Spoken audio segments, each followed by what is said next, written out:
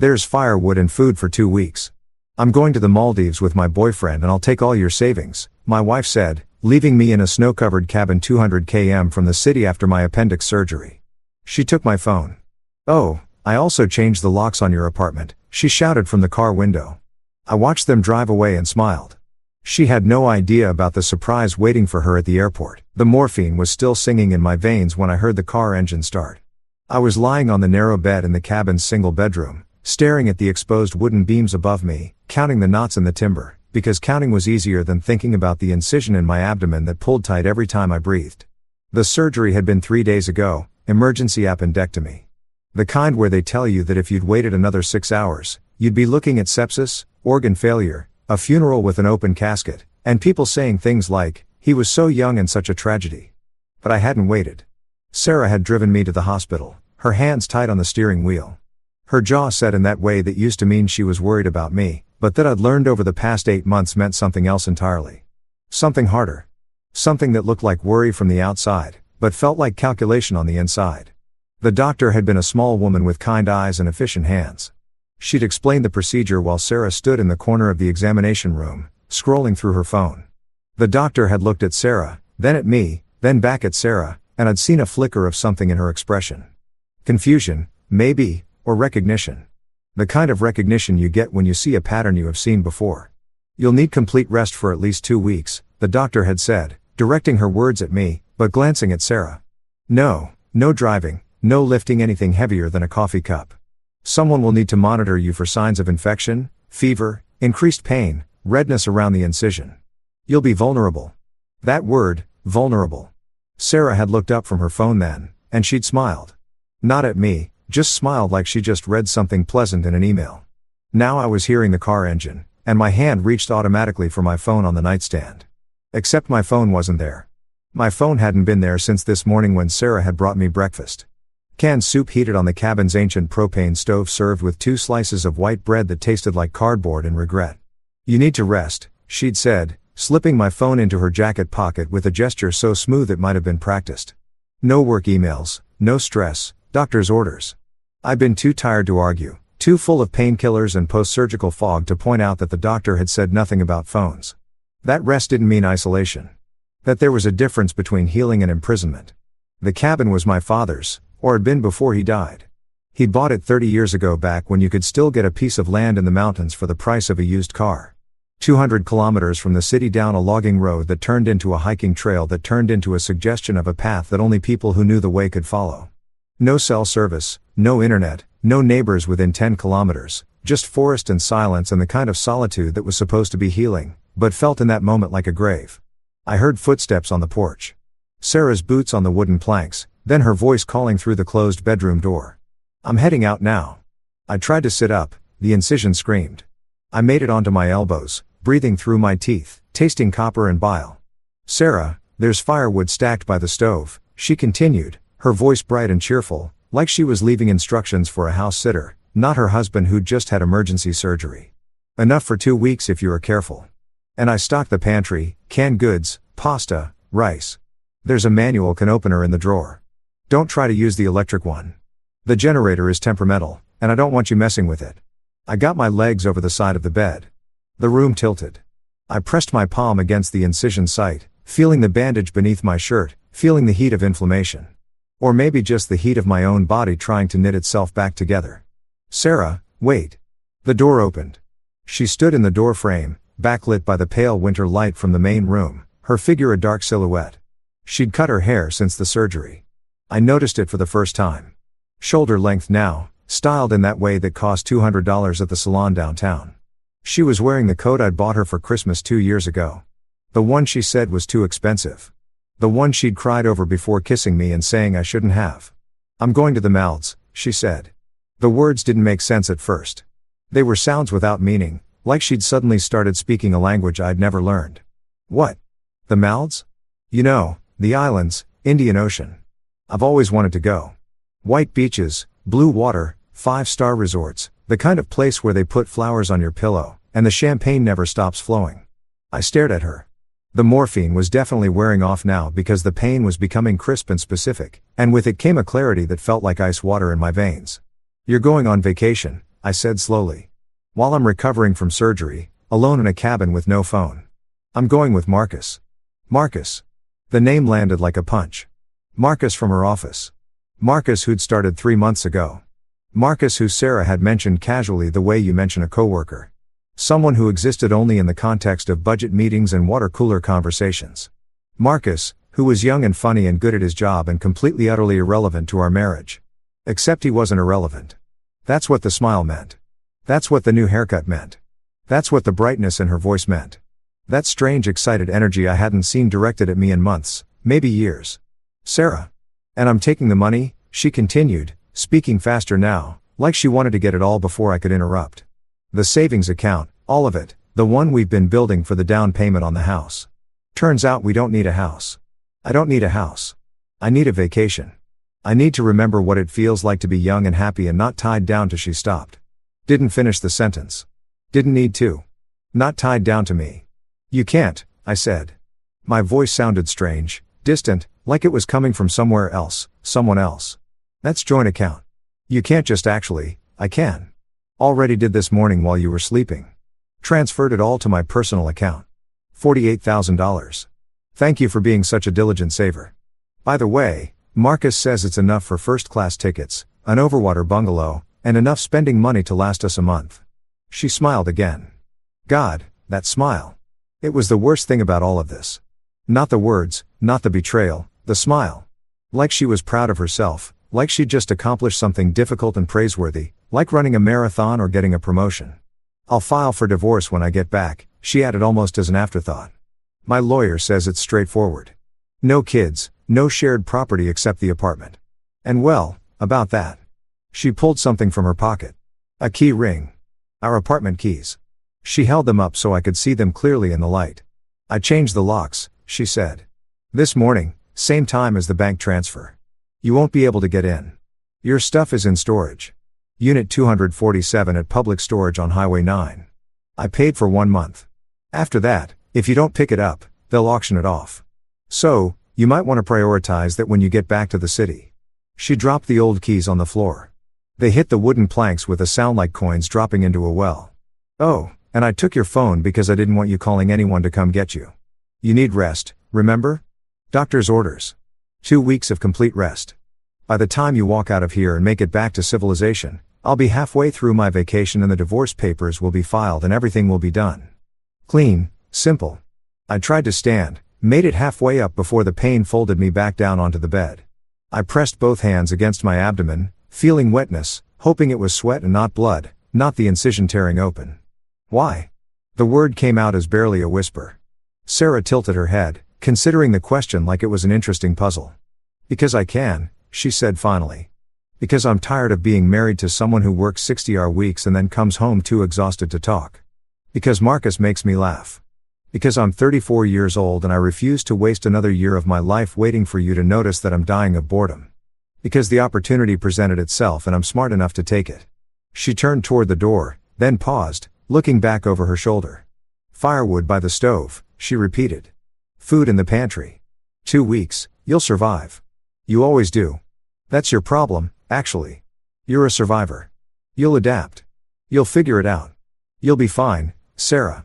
But she was already walking away. I heard her boots on the porch, heard the stairs creak, heard her footsteps on the gravel path that led to where she'd parked the car. My car, actually, the SUV I'd bought specifically for trips like this, for driving on rough mountain roads. I made it to the window, had to lean against the wall, had to breathe through the pain, but I made it. Watched through the frost rime glass as she threw her suitcase into the back seat. A large suitcase, the expensive one, packed for a long trip. Marcus was in the passenger seat. I could see him through the windshield. Young, like she'd said. Dark hair, good jawline. He was looking at his phone, scrolling, completely at ease. Sarah climbed into the driver's seat, started the engine. The SUV's heads cut through the early winter afternoon, making the snow on the ground sparkle like diamonds. She rolled down the window, leaned out. Oh, I also changed the locks on your apartment, she shouted, her voice carrying across the clearing, echoing off the trees. I already told you that, right? Just making sure you heard me. She was laughing, actually laughing. I watched them drive away. Watched the SUV navigate the narrow path. Watched it disappear around the bend where the forest got thick. Watched until I couldn't see it anymore. Until there was nothing left but tire tracks in the snow and the sound of the engine fading into silence. And then I smiled. I smiled because Sarah had made a mistake. Several mistakes, actually. But one big one that she'd been too busy planning her betrayal to notice. She'd forgotten about the cabin's landline.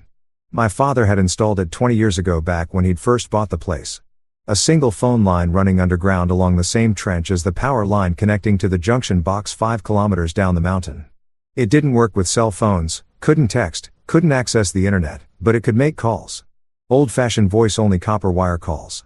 The phone was in the kitchen, mounted on the wall next to the ancient refrigerator, its curly cord hanging down like a question mark.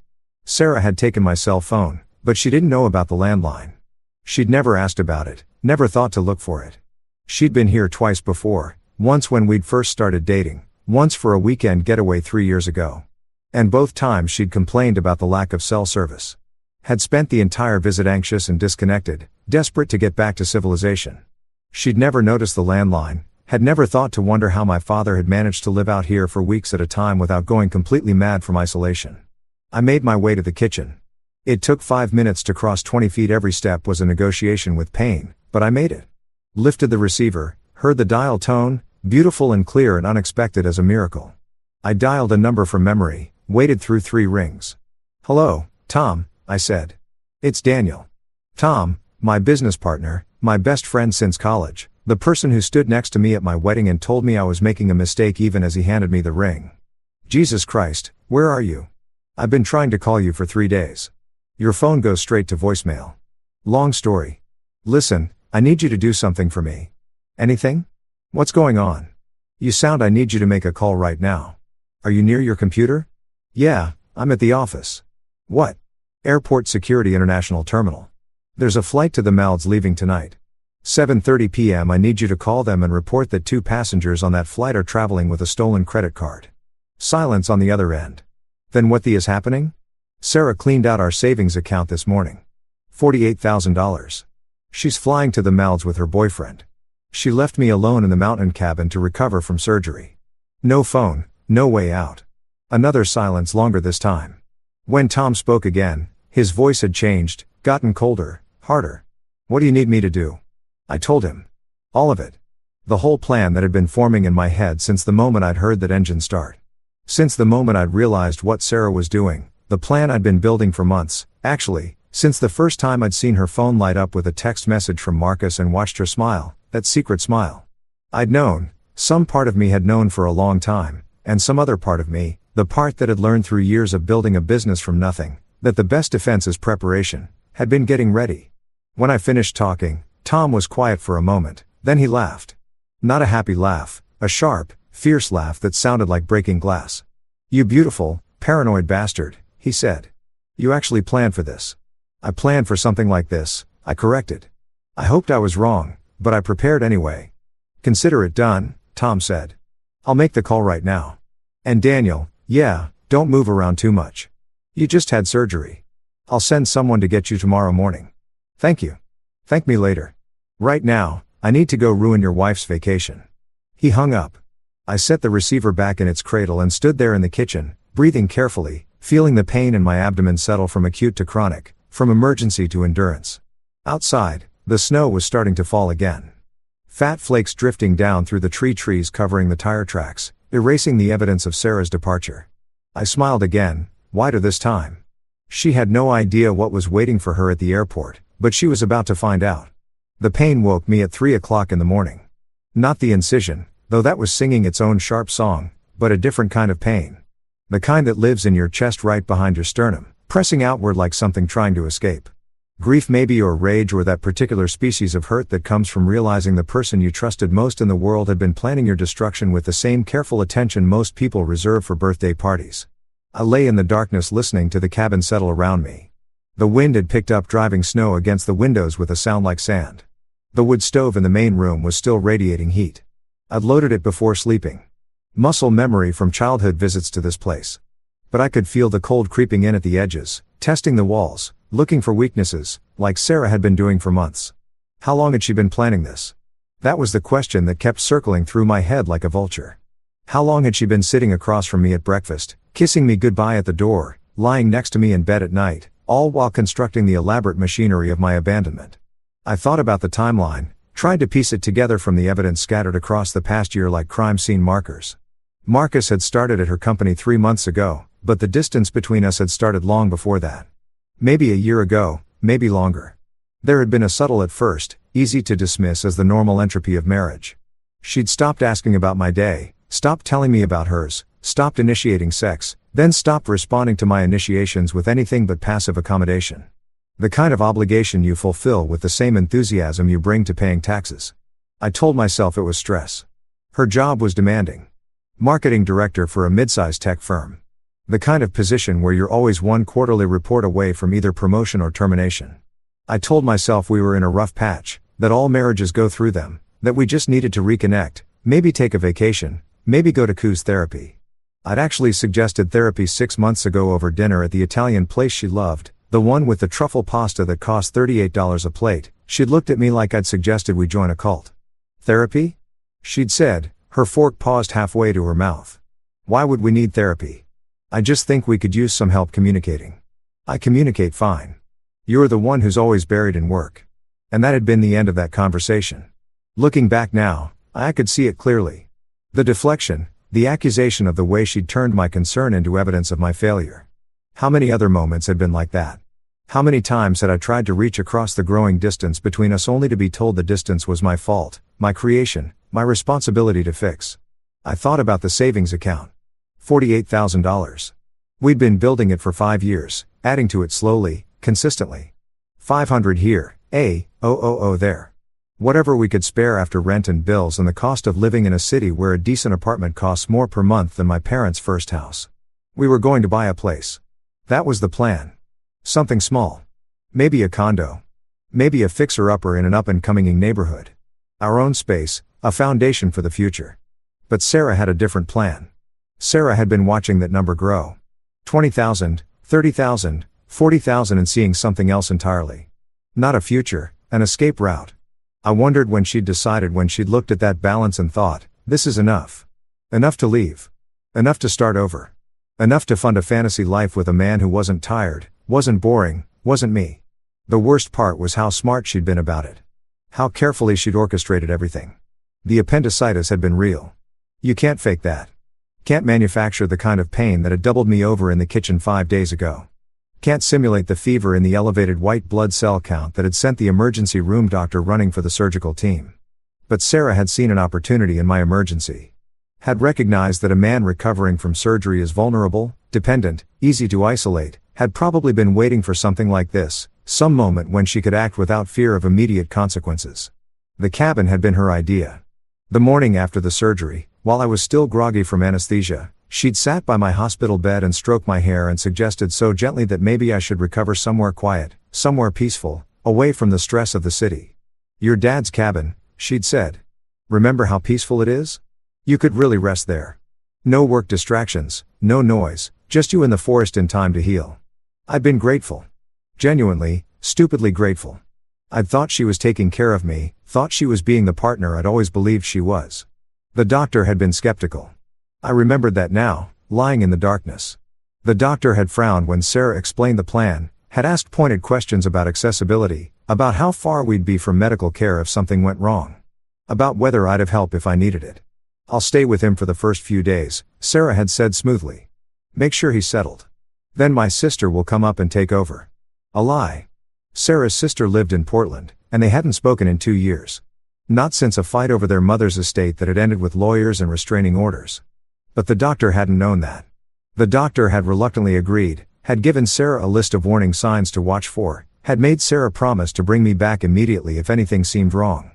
Sarah had promised, had smiled and nodded and taken the list and probably thrown it away the moment we left the hospital. We'd driven up here 3 days ago. Sarah had helped me into the cabin, had settled me in bed, had brought me soup and water and pain pills. Model caretaker, devoted wife, the kind of person who'd never abandoned an injured man in a remote location with no way to call for help. She'd stayed 2 days, sleeping in the main room on the couch, bringing me meals, checking my incision, asking how I felt, playing the role, waiting. Waiting for what? For Marcus to finish preparing, for the plane tickets to be purchased, for the money to clear from one account to another, or maybe just waiting for me to be weak enough that I couldn't stop her, couldn't follow, couldn't fight back. The rage flared again, hot and bright in my chest. I pressed my hand against the incision, feeling the bandage, feeling the heat.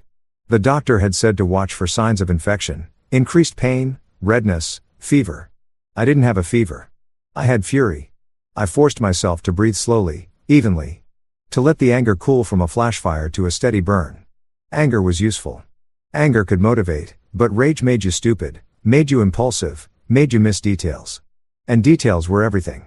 I thought about Tom's phone call, tried to imagine what was happening right now, 200 kilometers away in the city. Tom would have called the airport like I'd asked, would have reported the suspicious activity on a credit card. Would have mentioned the Mald's flight, the departure time, the names. Airport security doesn't take those calls lightly. Not anymore. So, not in a world where everyone is one threat assessment away from suspicion. They'd pull Sarah and Marcus aside, take them to a private room, ask questions, check ID, run the credit card numbers through their systems, and that's where things would get interesting because the credit card Tom reported wasn't stolen. It was mine. A business card, technically, the one I used for company expenses with a $50,000 limit. The card was in my wallet, which was in my bag, which was here in the cabin with me. But I'd also 6 months ago ordered a duplicate card, had it sent to Tom's address. Had told him to keep it somewhere safe just in case. Just in case of what, Tom had asked. Just in case I need backup, I'd said. Just in case something goes wrong and I need someone I can trust to access funds quickly. Tom had looked at me strangely, had asked if everything was okay with Sarah, had offered to take me out for a drink and talk. I declined, told him I was probably being paranoid, told him to forget about it, but Tom hadn't forgotten. Tom had kept the card. And when I'd called him tonight and told him what I needed, he'd understood immediately. The credit card report was just the beginning.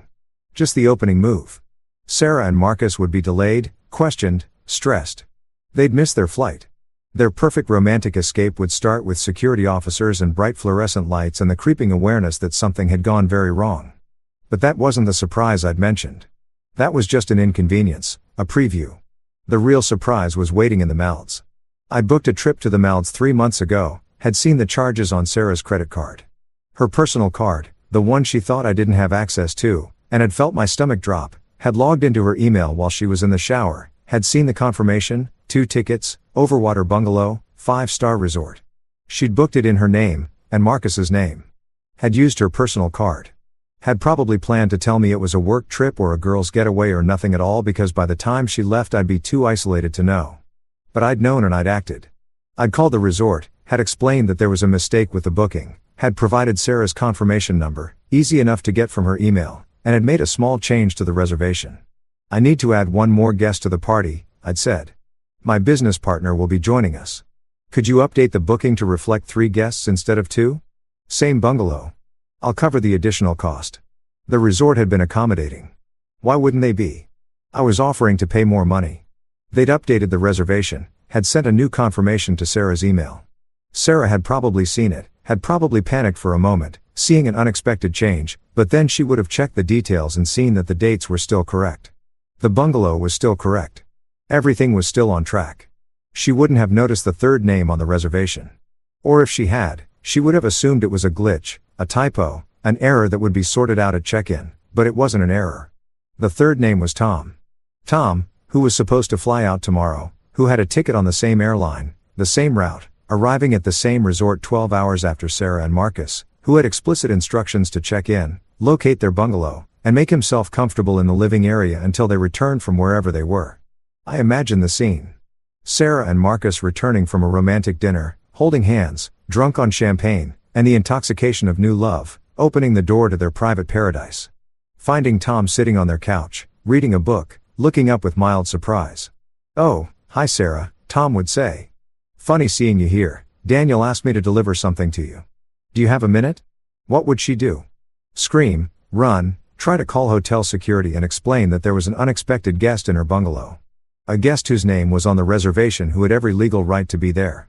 The fantasy was delicious, almost worth the pain in my abdomen. But even that wasn't the real surprise. The real surprise was what Tom would deliver. A folder. A simple manila folder containing documents, printouts, evidence. I'd been collecting it for 3 months, ever since I'd first suspected. Screenshots of text messages between Sarah and Marcus, easy enough to get when I had access to our shared cloud backup. Credit card statements showing dinners for two at expensive restaurants on nights when Sarah told me she was working late. Hotel receipts. Uber rides to Marcus's apartment building at midnight. A private investigator's report. I'd hired her 2 months ago after the therapy conversation, after I'd stopped believing Sarah's explanations. The investigator had been thorough. Photos, timestamps, a detailed log of Sarah's movements and financial records, all the documentation of our joint savings account, the transaction history, the transfer Sarah had made this morning, moving $48,000 from joint to personal. The transfer was legal. Technically, she had every right to withdraw money from a joint account, but it looked bad. Would look worse to a divorce lawyer, would look even worse to a judge when paired with evidence of adultery, abandonment of an injured spouse, and a pattern of financial deception. I documented everything, had built a case the way I'd been trained to build business proposals with facts, evidence, a clear narrative arc that led to an inevitable conclusion. The conclusion was simple. Sarah had destroyed our marriage, had done so deliberately, methodically with calculation and malice. And when the divorce proceedings started, when they inevitably started because Sarah had already said she'd file, I would have ammunition. I would have proof. I'd have more than that. I'd have leverage because Sarah didn't know about the business. Didn't know that the company Tom and I had started 7 years ago, the software consulting firm that had been barely profitable for the first 5 years, had exploded in the past 18 months, didn't know that we'd landed 3 major contracts in the past year, that our client list now included Fortune 500 companies, that our annual revenue had gone from $200,000 to almost $3 million. Sarah thought I worked too much for too little money. Thought I was grinding away at a startup that would probably fail, that would never provide the lifestyle she wanted, the security she deserved. She had no idea that I was weeks away from selling the company, that Tom and I had been in negotiations with a larger firm that wanted to acquire us, that the deal, when it closed, would net me personally over $2 million. She'd left me, had taken $48,000, and thought she'd won. She had no idea what she'd lost. I lay in the darkness, smiling at the ceiling, feeling the pain in my abdomen settle into something almost comfortable, something I could live with. Outside, the wind was dying down. The snow had stopped. In a few hours, dawn would break over the mountains, and Tom would send someone to collect me, probably arriving in a helicopter, knowing Tom's sense of drama, and I'd leave this place. I'd walk out of this cabin not as a victim, but as something else, someone else. Sarah had tried to break me, had tried to leave me wounded and isolated and helpless. But she'd made one critical mistake. She'd forgotten that I'd been poor before I'd been comfortable. That I'd grown up in a house where money was something you fought for, where security was a dream, where survival meant being smarter and tougher and more prepared than everyone else. She'd forgotten that I knew how to fight. Or maybe she'd never known at all. Maybe that was the real betrayal. Not the affair, not the stolen money, not even the abandonment.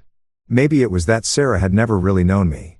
Had looked at me for 7 years and seen only what she wanted to see, a convenient partner, a reliable income, a placeholder for the life she actually wanted. She'd married a version of me that existed only in her imagination. And when reality didn't match the fantasy, she decided to trade me in for a newer model.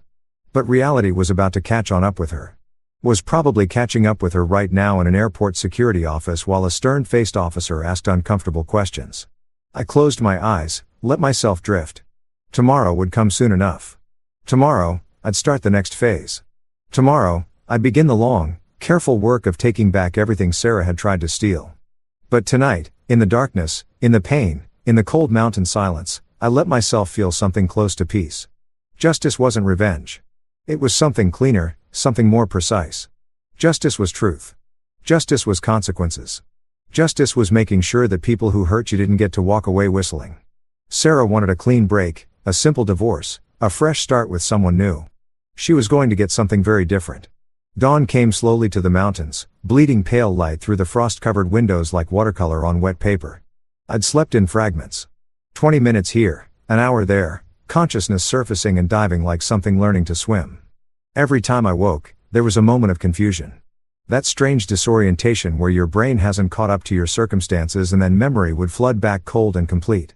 Sarah, Marcus, the mouths, the money, the locked apartment, the keys on the floor, the abandonment. And I made myself get up when the light was strong enough to see by. Made myself swing my legs over the edge of the bed. Made myself stand despite the incision pulling tight despite the wave of nausea that came with vertical movement. The painkillers were wearing off. I'd taken the last dose at midnight and the bottle was empty now, sitting on the nightstand like a taunt. 2 weeks worth of medication, the pharmacy label had said, but Sarah had only left me 4 days worth. Had probably checked the dosage, done the math, realized that running out of pain medication would make my situation more desperate. More miserable, more punishment. I shuffled to the bathroom, looked at myself in the mirror above the sink. The face that looked back was a stranger's face, pale, drawn with dark circles under the eyes and 3 days of stubble making shadows on the jaw. I looked like someone recovering from trauma, which I supposed I was. The incision was angry looking when I peeled back the bandage.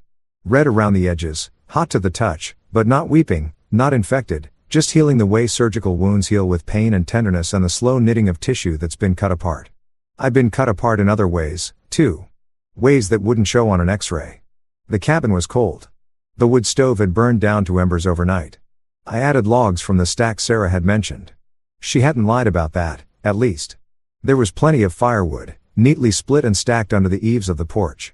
I coaxed the embers back to flame, fed them kindling, watched the fire catch and grow. Fire is hungry. Fire is honest. Fire doesn't pretend to be something it's not. I thought about making coffee, but the propane-powered percolator seemed too complicated for my current state. Instead, I ate a can of peaches, standing at the kitchen counter, spooning the sweet fruit into my mouth and drinking the syrup straight from the can like I was 12 years old again, alone in this cabin with my father, learning how to be self-sufficient. My father had bought this place the year after my mother died, had told me it was important to have somewhere to go when the world got too loud, too demanding, too full of people who wanted things from you. He'd bring me up here for weeks at a time during summer vacations. We'd fish in the stream, hike the trails, split wood, fix whatever needed fixing. He taught me how to start a fire, how to read weather patterns in the clouds, how to be comfortable with silence. A man needs a place where he can think, he told me once, standing on the porch at sunset, watching the light turn the mountains purple. Somewhere nobody can reach him. Somewhere he can hear himself. I'd been 16, had thought he was being melodramatic, had been eager to get back to the city, to my friends, to the noise and distraction of adolescence. Now I understood what he'd meant. This place wasn't a prison. Sarah had meant it as when, but she'd miscalculated. This place was a fortress, a sanctuary, a space where I could think without interference, without Sarah's presence contaminating my thoughts, without the constant performance of pretending everything was fine.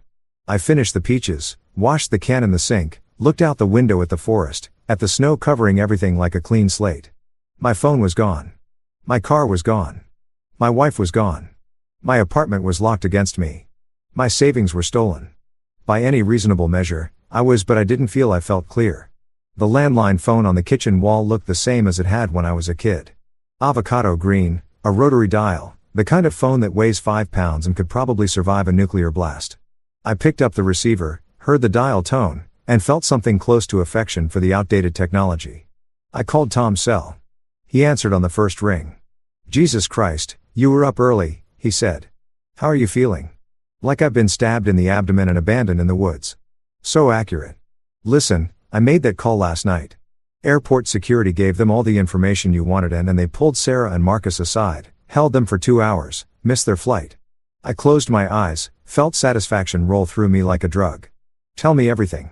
Tom's voice took on that particular quality it got when he was relaying gossip. Bright, engaged, enjoying the story. "I have a friend who works for TSA. Called in a favor, got the details. Security flagged them at the gate, took them to a private screening room, ran their IDs, checked their luggage, asked a lot of uncomfortable questions about the credit card charges." What did Sarah say? According to my source, she was furious, demanded to speak to a supervisor, claimed it was a mistake, that someone was harassing her, that she'd never stolen anything in her life. Marcus was quieter, looked nervous, kept checking his phone. They let them go. Eventually, no evidence of actual fraud. The card you had me report wasn't used for the tickets, so there was nothing to hold them on. But they missed the 7:30 flight. Next one doesn't leave until tonight. They're stuck at the airport for another 10 hours. I smiled at the wall. Good. There's more. While they were being questioned, someone, and I'm not saying it was me, but someone who might have had access to your email passwords, sent a message to Sarah's boss. My hand tightened on the receiver. "Tom, what did you do?" "Nothing illegal. Just forwarded some information.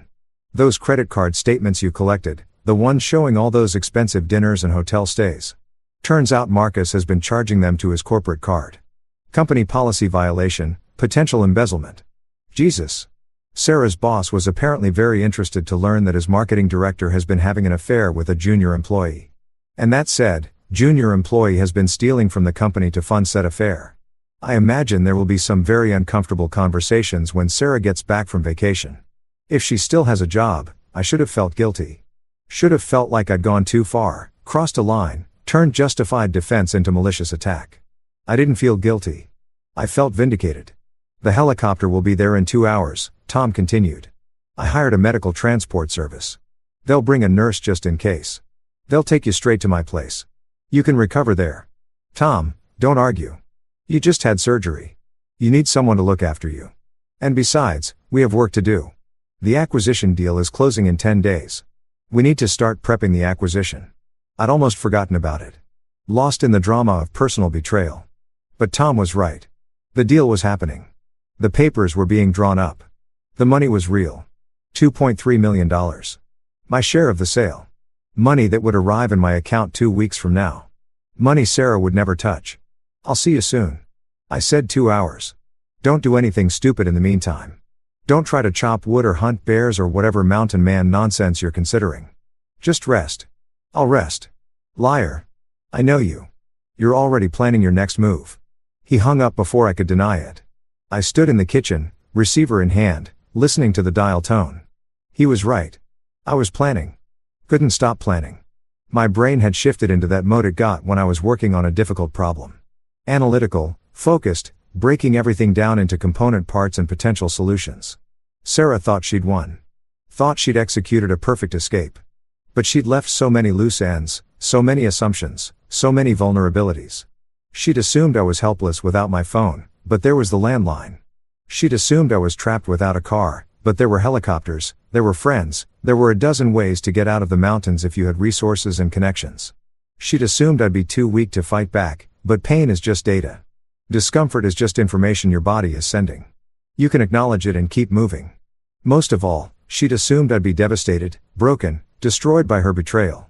And maybe part of me was. Maybe there was a version of me that was curled up somewhere in my psyche, weeping over the death of a marriage, mourning the loss of the future we'd planned together. But that version wasn't in control right now. Right now, I was someone else, someone colder, someone who'd learned in the crucible of building a business from nothing that success belongs to people who can compartmentalize, who can put emotion in a box, close the lid, and focus on strategy. I'd loved Sarah. Past tense. Loved her laugh. Loved her ambition. Loved the way she looked at me in the early days. Like I was someone worth believing in. But love isn't unconditional. Love requires reciprocity. Love requires basic human decency. Sarah had abandoned that decency somewhere between booking tickets to the Malds and changing the locks on our apartment. I walked through the cabin taking inventory. The pantry was stocked, like she'd said. Canned goods, pasta, rice, beans, enough food for 2 weeks if you didn't mind eating like you were preparing for the apocalypse. The propane tank for the stove was 3/4 full. The generator in the shed outside had fuel.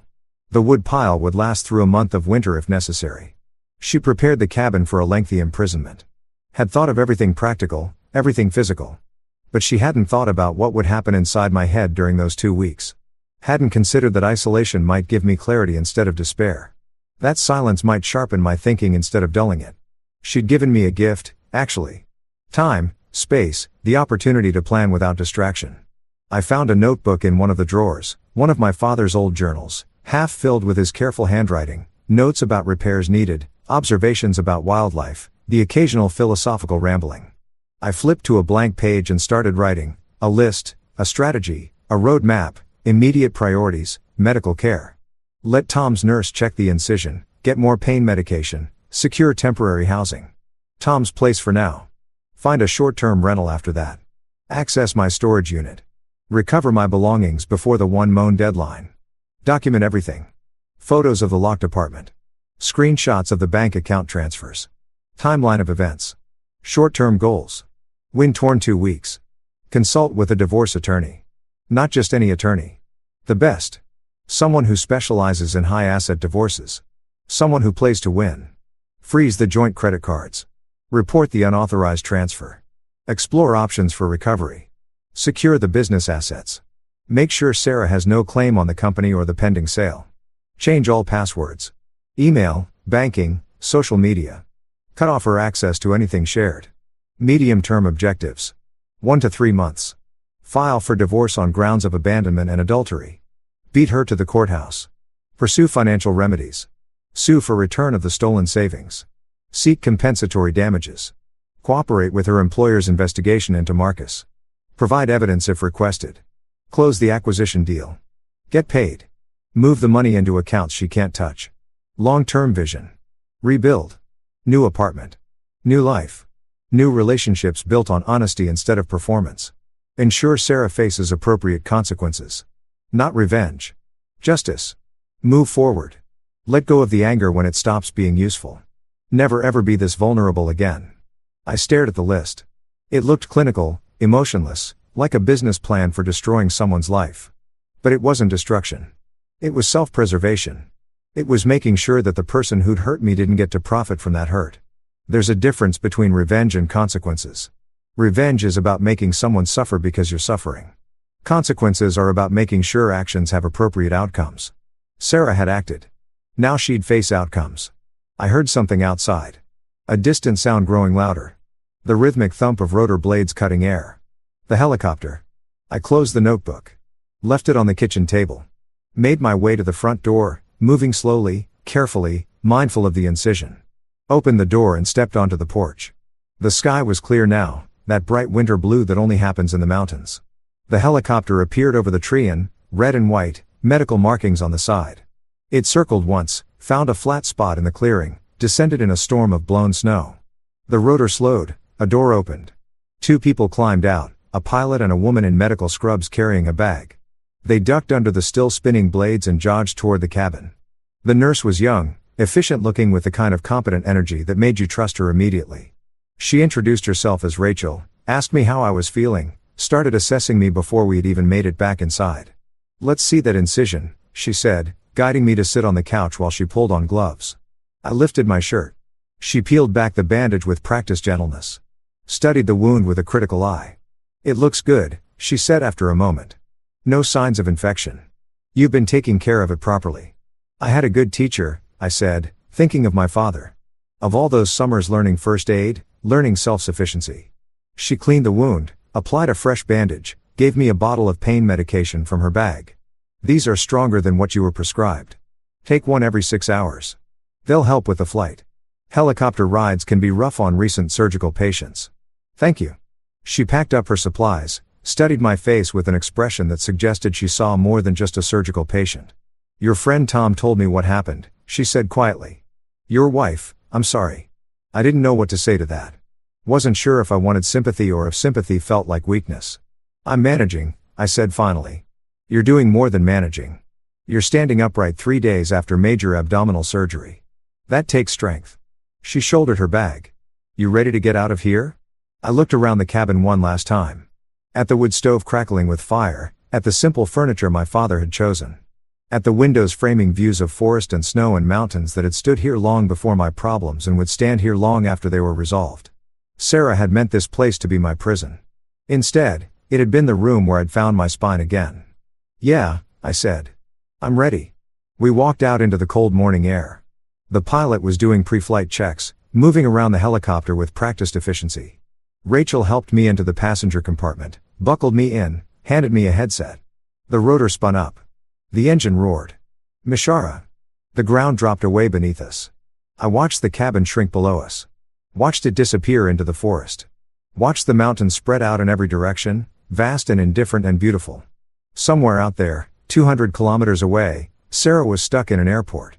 Tired, frustrated, probably fighting with Marcus, probably wondering what had gone wrong with her perfect plan.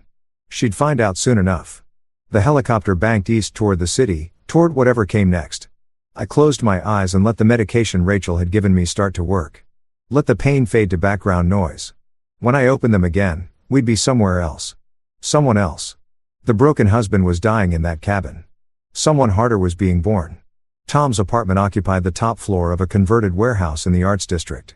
All exposed brick and steel beams and floor-to-ceiling windows that looked out over the city like you owned it, which in a sense Tom did or would once the acquisition closed and the money hit our accounts. The helicopter had landed on the roof of a private medical building downtown. From there, an ambulance, Tom's idea, His insistence on doing everything by the book had transported me to his place. Overkill. Probably I could have taken a car, but Rachel, the nurse, had sided with Tom, had said something about liability and post-operative protocols, and I'd been too tired to argue. Now, I was installed in Tom's guest room, which was nicer than any bedroom I'd ever slept in. King-size bed with sheets that probably cost more than my monthly car payment. Blackout curtains, a bathroom with heated floors, and a shower that had more settings than my laptop.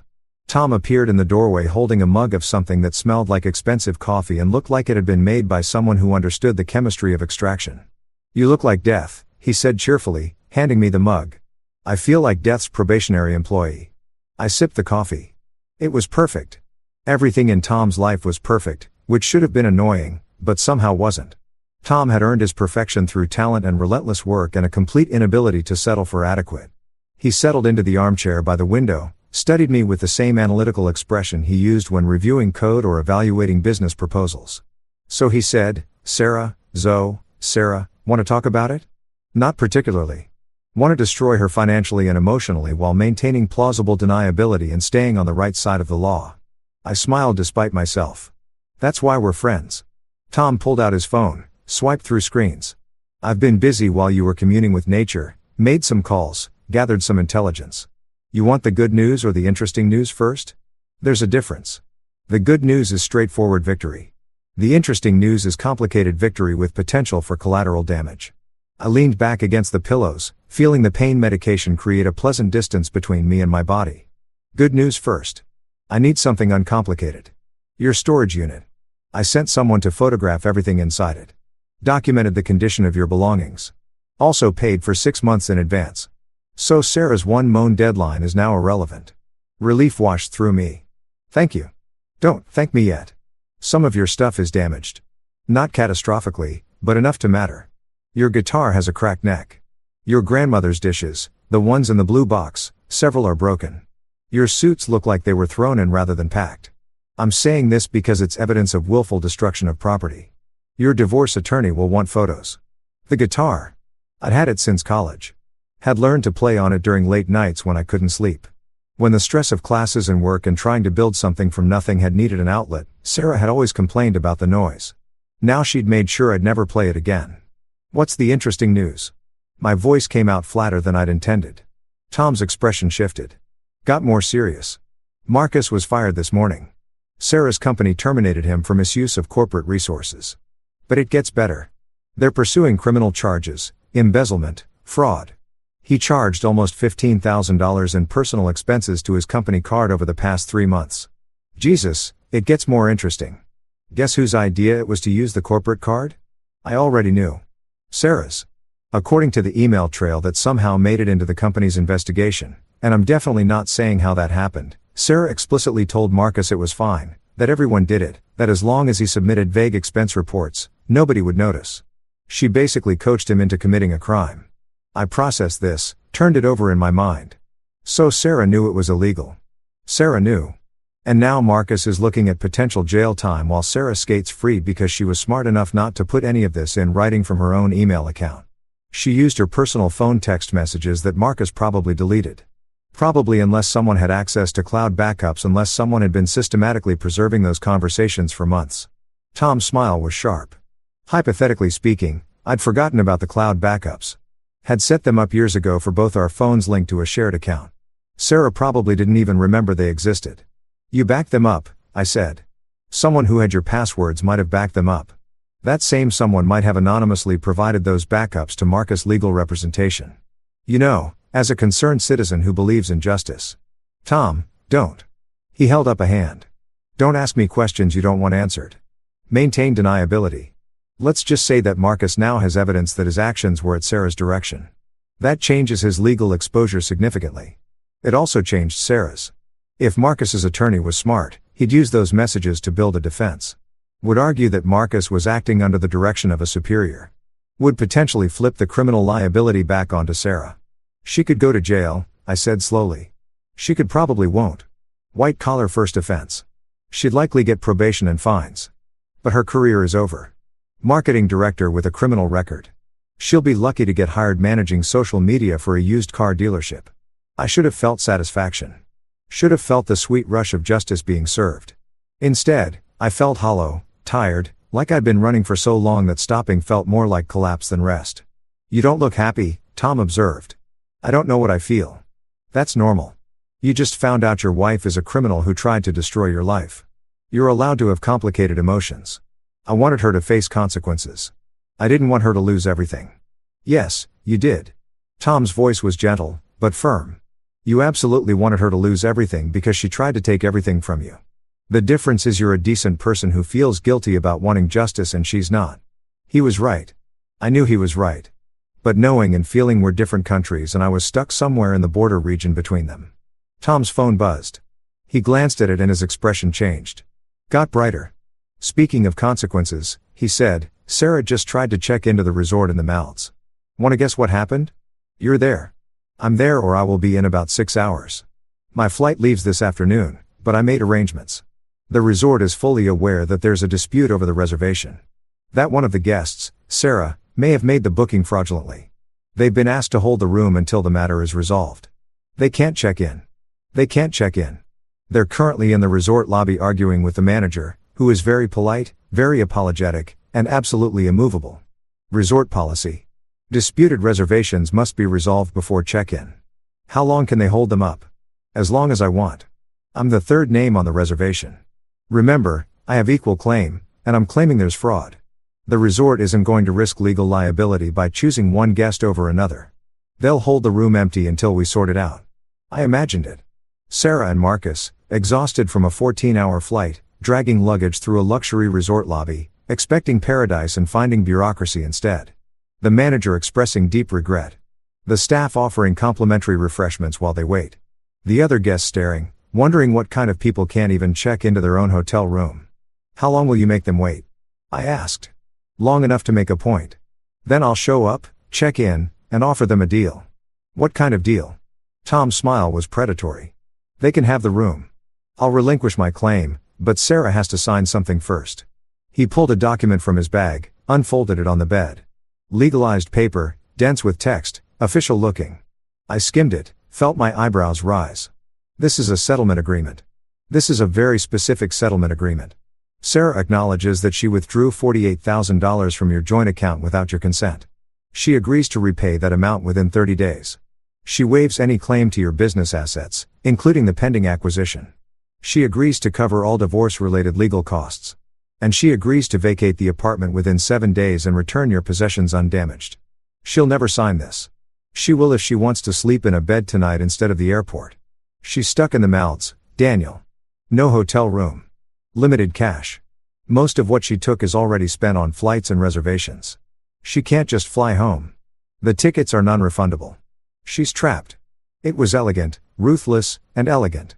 Put Sarah in a position where she had to choose between her pride and her comfort and bet that comfort would win. "What if she refuses?" I asked. Then she and Marcus spent 2 weeks homeless in one of the most expensive places on earth, sleeping on beaches and eating gas station food while I enjoy their overwater bungalow and send you photos of the sunset.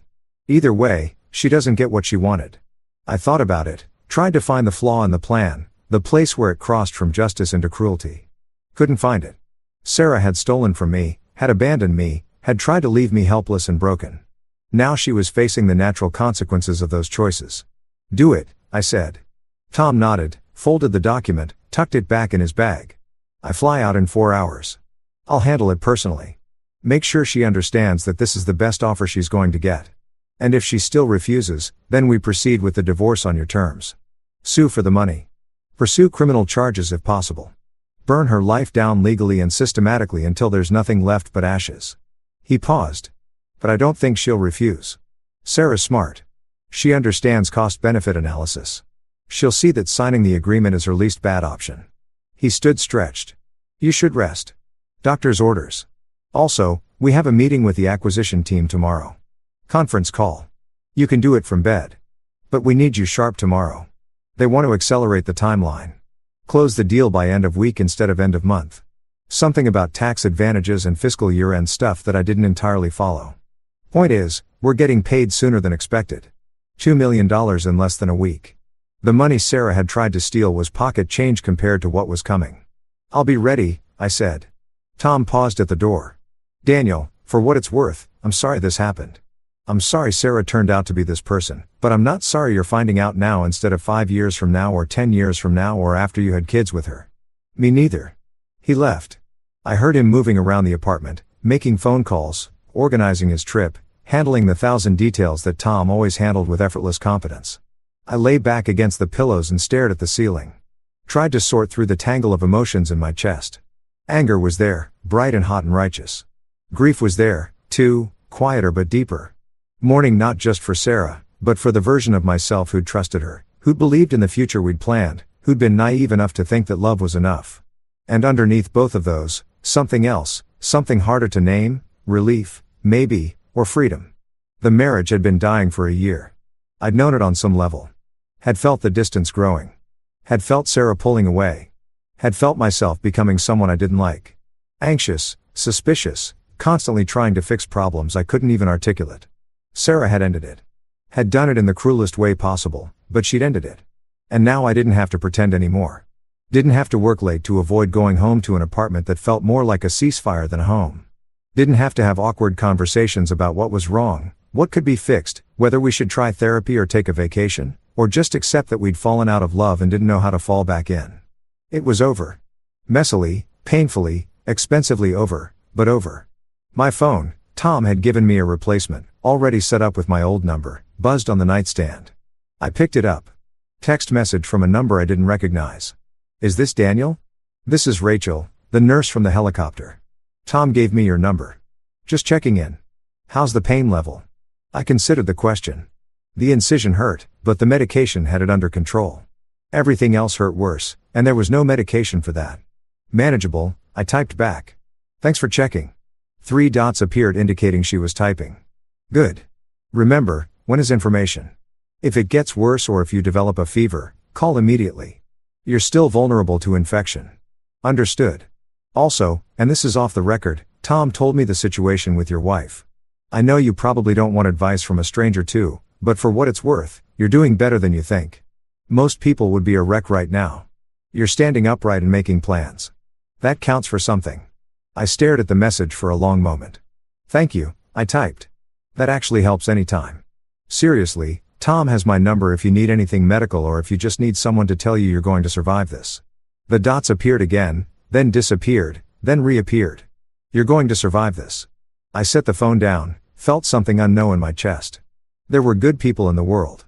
People like Tom, who showed up when things got hard. People like Rachel, who understood that healing wasn't just about surgical wounds. Sarah had tried to isolate me, had tried to cut me off from support, from resources, from any way to fight back. But she'd underestimated how many people I'd connected with over the years. How many relationships I'd built through work, through friendship, through simply being someone who kept promises and showed up when needed. She thought I was alone. She was wrong. I closed my eyes. Let the medication pull me down toward sleep. Tomorrow would be complicated. Conference calls, legal strategies, the continuing saga of Sarah's self-destruction in paradise. But tonight, in this moment, I was safe. I was cared for. I was surrounded by people who had my back. And somewhere in the mouths, Sarah was learning that actions have consequences. That theft leads to pursuit. That betrayal leads to isolation. That trying to destroy someone can backfire in ways you never imagined. I drifted off with that thought warming me like a fire on a cold night. Justice wasn't finished yet, but it was getting closer. I woke to my phone vibrating against the nightstand like an angry hornet. The room was dark, Tom's blackout curtains doing their job, and for a moment, I couldn't remember where I was. Then the incision reminded me with a sharp pull and memory flooded back. The cabin, the helicopter, Tom's apartment, Sarah somewhere in the mouths, stuck in a lobby, discovering that paradise had a price she couldn't pay. The phone kept buzzing. I fumbled for it, squinted at the screen. Tom's name glowing in the darkness. I checked the time, 3 o'clock in the morning, which meant it was I did the math through the fog of sleep and residual pain medication. Early afternoon in the mouths. Tell me something good, I said, my voice rough with sleep. Oh, it is better than good, Tom's voice was bright with barely suppressed glee. It's poetry. Are you awake enough to appreciate this? I am now. I'm sitting in the resort restaurant. Beautiful place. Open air, ocean breeze, little birds hopping around looking for crumbs. I'm having grilled fish and a passion fruit juice that costs $23 and is absolutely worth it. And about 30 feet away, Visible through the palm trees, Sarah and Marcus are having the worst day of their lives. I sat up carefully, ignoring the protest from my abdomen. Tell me everything. They've been in the lobby for 6 hours. The staff has been incredibly polite, offered them drinks, snacks, a place to sit, but no room. The manager has explained multiple times that there's a dispute over the reservation, and until it's resolved, hotel policy prevents check-in. How's Sarah taking it?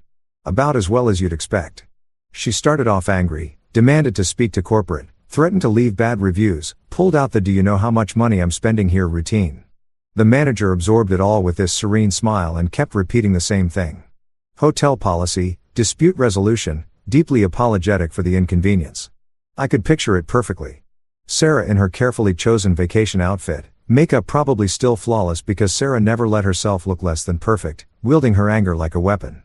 And the manager trained to handle difficult guests, deflecting every attack with professional courtesy. Then Marcus tried a different approach. Tom continued, went for sympathy, explained that they had had a really long flight, that they were exhausted, that surely there must be some way to sort this out. The manager said absolutely as soon as the third party on the reservation arrives and the dispute is resolved. And that's when you showed up. That's when I showed up, walked right past them to check in. They didn't recognize me at first. You and I don't exactly run in the same social circles. And the one time Sarah met me was at your wedding. I don't think she paid much attention. Tom had been my best man, had given a toast that was funny and heartfelt and had made Sarah cry. Happy tears. I'd thought at the time. Now I wondered if she'd been crying because she already knew even then that the marriage was a performance, that she was marrying someone she'd eventually leave. The manager greeted me by name. Tom asked if I was here to resolve the reservation dispute. I said yes. Sarah heard my name and made the connection. You should have seen her face. Daniel, just complete shock. Then rage. Then this horrible moment where she understood what was happening. What did she say? What the are you doing here? Direct quote. The manager looked uncomfortable. This is a 5-star resort. They're not used to profanity in the lobby. I explained very calmly that I was the third party on the reservation, that I had concerns about fraudulent use of the booking, that I wanted to discuss the matter before anyone checked in. And then Sarah lost it. Started screaming that I had no right, that this was her reservation, that I was harassing her. Marcus tried to calm her down. She turned on him, told him to shut up, that this was his fault somehow. That if he hadn't been so cheap about the expense reports, none of this would be happening. It was beautiful. I felt a stab of something that might have been pity, might have been satisfaction. The two emotions were tangled together, indistinguishable. The manager asked us to take the discussion to a private conference room, Tom said. More for the sake of the other guests than anything else. Sarah was making a scene, so we went. Me, Sarah, Marcus, and the manager. I laid out the situation. You showed her the settlement agreement. I showed her the settlement agreement. Let her read it while I ate complimentary cookies and pretended to be fascinated by the artwork on the walls. She read it twice. Then she said, and again, direct quote, "You've got to be kidding me." But she signed it. Tom's pause was meaningful. Not yet. What? She said she needed to think about it, needed to consult with someone, needed to understand her options. So I said, sure, take your time, but I'm checking into the bungalow now. You two are welcome to figure out your own accommodations. The manager mentioned there's a youth hostel about 20 kilometers away. Basic, but clean. Probably only cost $50 a night. I started laughing. Couldn't help it. The laugh pulled at my incision and hurt like hell, but I couldn't stop. You left them in the lobby. I managed. I left them in the lobby. I'm currently sitting in their overwater bungalow. It's spectacular, by the way. Glass floor panels where you can see fish swimming underneath. Private infinity pool. Outdoor shower. The kind of place that makes you understand why people go into debt for vacations. How long are you going to make them wait? As long as it takes. I've got 2 weeks. My flight home isn't until next month. I rescheduled. Took some vacation time. The acquisition is happening whether I'm in the office or not. So, I'm prepared to sit here eating expensive fish and drinking complicated cocktails while Sarah decides whether her pride is worth more than a bed. It was excessive. It was theatrical. It was exactly the kind of thing Tom would do. It was also working. She'll sign. I said she has to probably, but I'm not making it easy. Around sunset, I'm going to order room service. Lobster thermometer champagne. I'll have it delivered to the bungalow while making sure Sarah can see the delivery cart go by. Let her imagine me eating their romantic vacation dinner alone. You're evil. I'm effective. There's a difference. Dang. His voice shifted, got more serious. Daniel, I need to know how far do you want me to push this because I can keep them out here for days. Can make this as miserable as you want, but I need to know your limits. I thought about it. Really thought about it. Sarah had abandoned me after surgery, had stolen our savings, had locked me out of my own apartment, had tried to leave me helpless and broken while she ran off to paradise with her boyfriend. She deserved to suffer, deserved to face consequences that were proportional to her actions. But there was a line somewhere, a point where justice became cruelty. Where consequences became revenge, where I'd be doing to her what she'd done to me, using power to inflict unnecessary pain. Give her until tomorrow morning, I said. Local time. Let her spend one night figuring out if her pride is worth sleeping on a beach. If she signs by sunrise, give her the room. If she doesn't, then she's choosing to make this a war and we proceed accordingly. Understood. I'll text her the deadline. He paused. How are you doing? Really? Honestly, I don't know. Part of me feels vindicated. Part of me feels like a monster. Part of me just wants to sleep for a week and wake up when all of this is over. All normal. You're grieving and getting revenge simultaneously. It's complicated. Everything's complicated. Not the acquisition. That's simple. We sign papers. We get paid. We move on. Speaking of which, I sent you the revised contracts while you were sleeping. Read them when you can. Nothing major changed. Just some timeline acceleration. I'll look at them today. Good. And Daniel, for what it's worth, you're handling this better than most people would. You're hurt, but you're not broken. That's important. After we hung up, I lay in the darkness, staring at the ceiling, trying to sort through my feelings. Tom was right. I was hurt, but not broken. Sarah had tried to destroy me, but I was still here, still thinking, still planning, still capable of fighting back. But fighting back came with costs. Every move I made against Sarah was a move away from the person I'd been. The person who believed in second chances, who tried to see the best in people, who thought love could overcome problems if you just worked hard enough. That person was naive. That person had trusted someone who didn't deserve trust. But that person had also been kinder, gentler, less willing to hurt people, even people who hurt him first. I didn't know if I liked who I was becoming, but I knew I couldn't go back to who I'd been. My phone buzzed again. Text message, unknown number. I opened it wearily, half expecting more drama from Sarah's unfolding disaster. Instead, hi Daniel, this is Rachel again. Sorry to text so late or early, whatever time it is for you. I'm working a night shift and thinking about my patients. How's the pain? Something loosened in my chest. Someone checking on me, not because they wanted something, not because they were managing fallout, but because they genuinely cared whether I was okay. Better, I typed. Thanks for asking. Shouldn't you be saving lives instead of texting recovering surgical patients? Multitasking is my superpower. Plus, it's a slow night. Everyone's healthy for once. Lucky them. 3 dots. Then Tom told me what's happening with your wife and the mouths. I know I should probably tell you to take the high road and be the bigger person and all that therapeutic, but honestly, I hope she suffers. I smiled at the phone. That makes 2 of us. Good. She abandoned you after surgery. That's not just cruel, it's dangerous. You could have developed complications. Could have had an infection, a wound dehiscence, a dozen things that would have been life-threatening without proper care. She gambled with your life to make a point. I hadn't thought of it that way. Had been so focused on the emotional betrayal that I'd minimized the physical risk. But Rachel was right. I'd been 3 days post-surgery, still vulnerable to infection, to complications, to any number of medical emergencies that would have been catastrophic in a remote cabin with no phone and no transportation. Sarah had known that. The doctor had explained it explicitly, and Sarah had left me there anyway. You're right, I typed. I could have died. You could have. The fact that you didn't is luck, not her mercy. Don't forget that when you start feeling guilty about fighting back. How did you know I was feeling guilty? Because you seem like a decent person.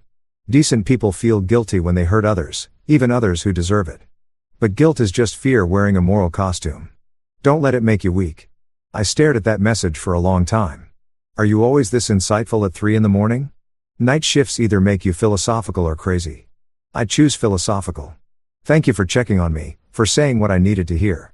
Anytime. Seriously, I mean it. You have my number. Use it if you need to. The conversation ended there, but I kept looking at my phone, rereading her messages, feeling something shift in my chest. Not attraction, not yet, anyway. I was too raw for that. Too tangled up in the wreckage of my marriage to think about anything else but recognition. Maybe the sense that there were people in the world who saw clearly, who didn't sugarcoat reality, who understood that sometimes kindness meant being honest instead of nice. I got out of bed carefully, made my way to the kitchen. Tom had stocked the fridge with the kind of food that required actual cooking. Fresh vegetables, good cheese, bread from the bakery downtown. I made myself a sandwich. Ate it standing at the window looking out over the city. Lights everywhere. Thousands of them. Millions. Each one representing someone with their own complications, their own betrayals, their own moments of having to decide whether to fight back or let go. How many of them were lying awake right now wrestling with the same questions? How many had chosen revenge and regretted it? How many had chosen forgiveness and regretted that? My phone buzzed. Tom again. She's asking questions. Wants to know if the settlement is negotiable. It's not. I type back. That's what I told her. She's asking what happens if she refuses to sign. Then we proceed with the divorce. Sue for the money. Pursue every legal remedy available. Make it as expensive and miserable as possible. I'll relay that message. Might soften the language a bit. Don't let her understand exactly what she's choosing. 3 dots appeared, disappeared, appeared again. You sure? This is scorched earth territory. Was I sure? Was I ready to commit to that level of warfare? I thought about the cabin, about waking up alone in pain, abandoned, about the keys on the floor, about Sarah's laughter as she drove away, about the fact that she'd been willing to risk my life to make her escape clean. I'm sure, I typed. Okay, your call. I'll update you in a few hours. I finished my sandwich, took my medication, went back to bed, and lay in the darkness, listening to the city outside, waiting for dawn. Somewhere in the mouths, Sarah was making a choice. Sign the agreement and admit defeat or refuse and face a war she couldn't win. Either way, she was learning the same lesson I'd learned in that cabin. Actions have consequences. Betrayal has costs. And some people, when you try to break them, become something harder instead. I closed my eyes and waited for morning, for news from paradise, for the next chapter in a story that was no longer about love or marriage or trying to save something that was already dead. This was about something simpler now. Survival, justice, and the cold, clear satisfaction of watching someone who tried to destroy you realize they'd miscalculated. Sleep came slowly, but it came. And when it did, I dreamed of fire and snow and keys falling into deep water where no one could reach them. The call came at 7 in the morning. I was already awake, had been for an hour, lying in bed and running through scenarios, trying to predict Sarah's next move, trying to prepare for every possible outcome. The incision hurt less this morning. Either the healing was accelerating or I was getting used to the pain. Hard to tell the difference. Tom's name on the screen. I answered before the first ring finished. She signed 2 words, simple, definitive. The end of something. I sat up, ignoring the pull in my abdomen. When 20 minutes ago, she held out until sunrise like you predicted. Spent the night on a beach chair by the pool. Marcus tried to find them a hotel room. Turns out everything within reasonable distance is booked solid. Peak season. The youth hostel I mentioned full. They would have had to drive almost 50 kilometers to find anything available. So she had no choice. She had a choice. She chose comfort over pride, which to be fair is what most people would choose. Tom's voice carried satisfaction, but also something else. Weariness maybe, or the particular exhaustion that comes from watching someone destroy themselves. She cried while she signed it. Marcus sat next to her looking like he wanted to be anywhere else on earth. I tried to imagine it. Sarah, exhausted and humiliated, putting her signature on a document that acknowledged her theft, her betrayal, her complete miscalculation of who she was dealing with. Marcus watching his romantic escape turn into a legal nightmare. Did she say anything? Oh, she said plenty. Called me every name you can imagine. Said you were a controlling bastard. That you'd always been obsessed with money, that you were doing this out of spite because you couldn't handle being left. The manager looked uncomfortable. This is a luxury resort. They're not used to guests screaming about divorce settlements in the lobby at dawn. But she signed. She signed. I have the document witnessed by the hotel manager and notarized. Turns out the resort keeps a notary on staff for exactly these kinds of situations. Rich people and their legal dramas. The agreement is binding. I felt something release in my chest. Not happiness exactly, more like the absence of tension. The way a muscle relaxes after being clenched for too long. $48,000, I said. Within 30 days. Within 30 days.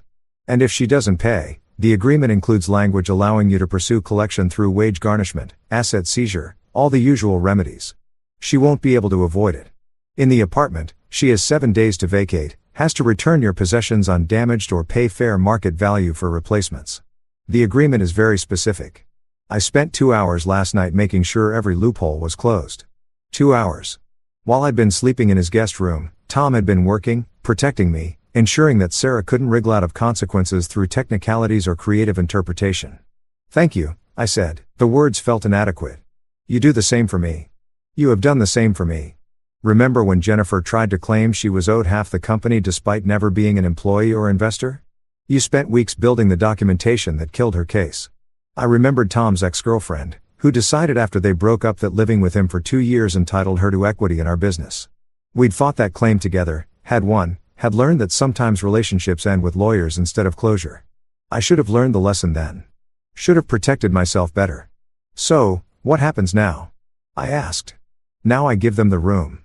Let them have what's left of their vacation. They paid for 2 weeks. They've got 13 days left. I'm flying home tomorrow. Got what I came for.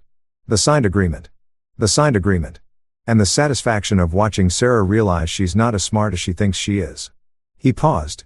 There's something else. Something she said while she was signing. What? She said you'd change. That the person she married would never have done something like this. That you used to be kind and now you're cruel. The words hit harder than they should have. I'd been thinking the same thing, wondering if fighting back had transformed me into something I didn't recognize. What did you say? I asked. I told her she was right. That you had changed. That people change when someone tries to destroy them. That kindness only works when it's reciprocated. And she stopped reciprocating months ago. Tom's voice hardened. I told her that she created this version of you. That if she wanted kind Daniel, she should have treated kind Daniel with basic human decency.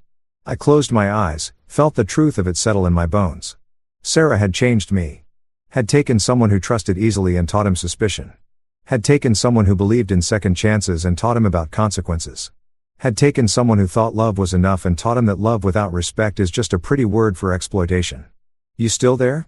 Tom asked. Yeah, just thinking. Well, think about this. We have the acquisition call in 2 hours.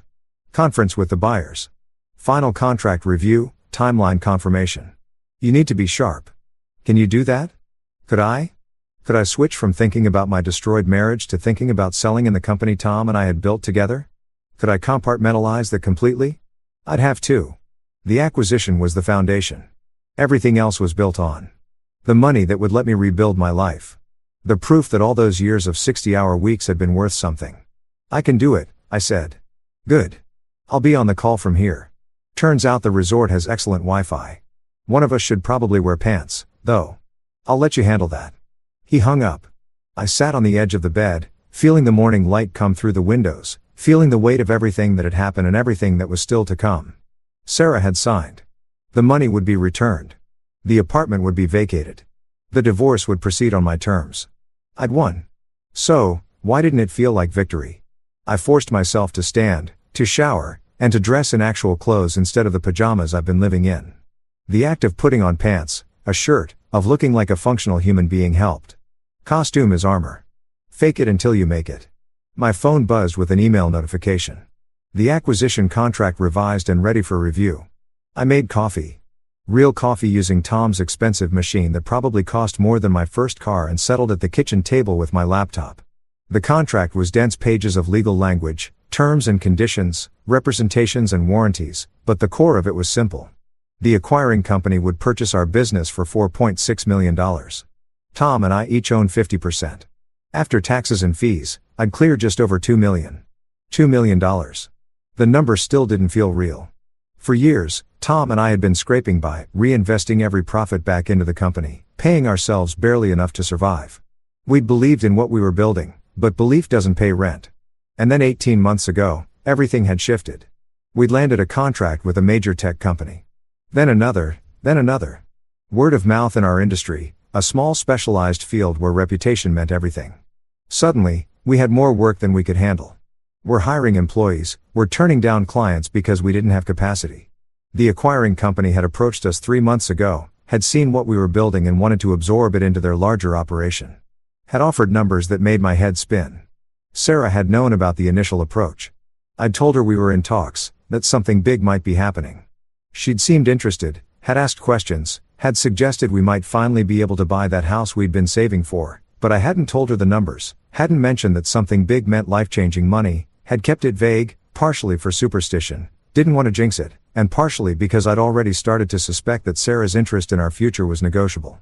Good instinct. As it turned out, if Sarah had known about the $2 million, she never would have settled for stealing $48,000.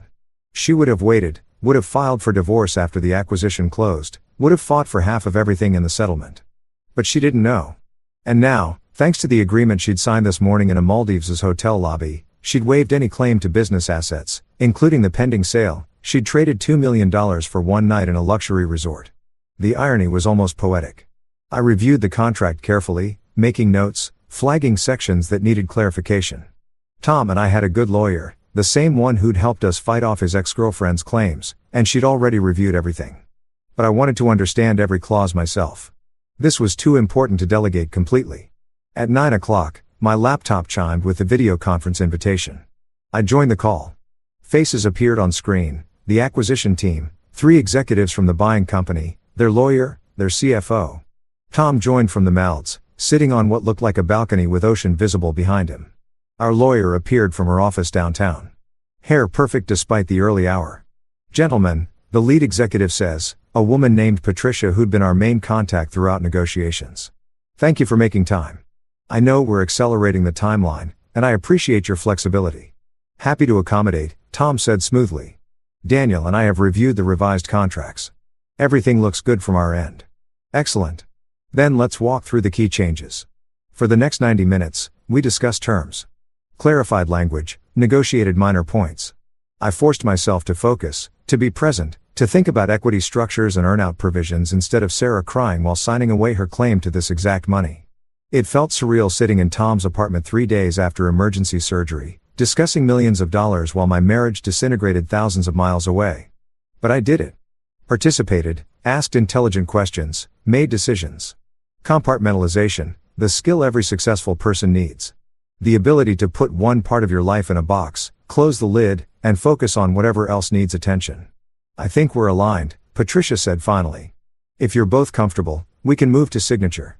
Final closing will be Friday, 3 days from now. Funds will transfer within 24 hours of signing." Friday, 3 days. I looked at Tom through the video screen. He looked at me. We've been partners for 7 years. Had started this company in his apartment with a laptop and a dream and no idea if it would work. Had survived lean years, difficult clients, the endless grind of building something from nothing. Now we were ending it, selling it, moving on. Tom raised his eyebrows. "A question?" I nodded. "We're in." Tom said, "Let's do this." Our lawyer shared her screen, displayed the signature page. We each signed digitally, my name appearing in black pixels on a white background, making it official. $4.6 million, changing hands, changing lives. The call ended. Everyone disconnected. I sat at the kitchen table staring at my laptop screen, feeling the magnitude of what had just happened, trying to process through my exhausted brain. My phone rang. Tom, calling back immediately. "We did it," he said. His voice was strange, thick with emotion. "We did it. 7 years all leading to this." "Yeah. Daniel, are you okay? Really okay?" Was I? I'd just signed documents that would make me wealthy. Should be celebrating. Should be excited. Instead, I felt hollow, tired, like I'd run a marathon and someone had forgotten to put a finish line at the end. "I don't know," I admitted. "Everything's happening so fast.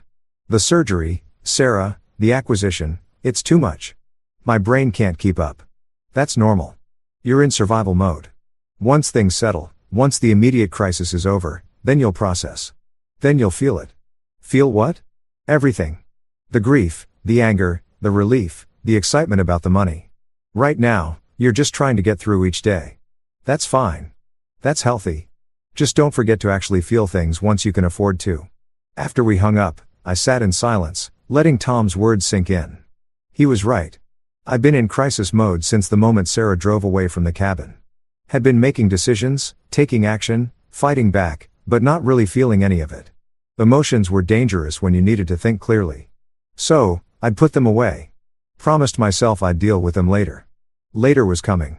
Whether I was ready or not. My phone buzzed. Text message from Rachel. Saw your calendar reminder about the acquisition call. How'd it go? I blinked at the phone. Calendar reminder. Then I remembered Tom had set up my new phone with all my old data, including calendar events, including the acquisition meeting that had been scheduled for weeks. It went well. We're signing Friday. Congratulations. That's huge. Thanks. Doesn't quite feel real yet. Give it time. Big life changes never feel real immediately. Your brain needs time to adjust to the new reality. You sound like a therapist. Nursing school includes a lot of psychology. We're trained to recognize trauma and help people cope. Speaking of which, have you eaten today? I looked at my empty coffee cup.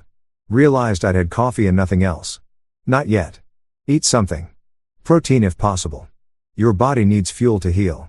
Yes, ma'am. Don't. Yes, ma'am. Me. I'm serious.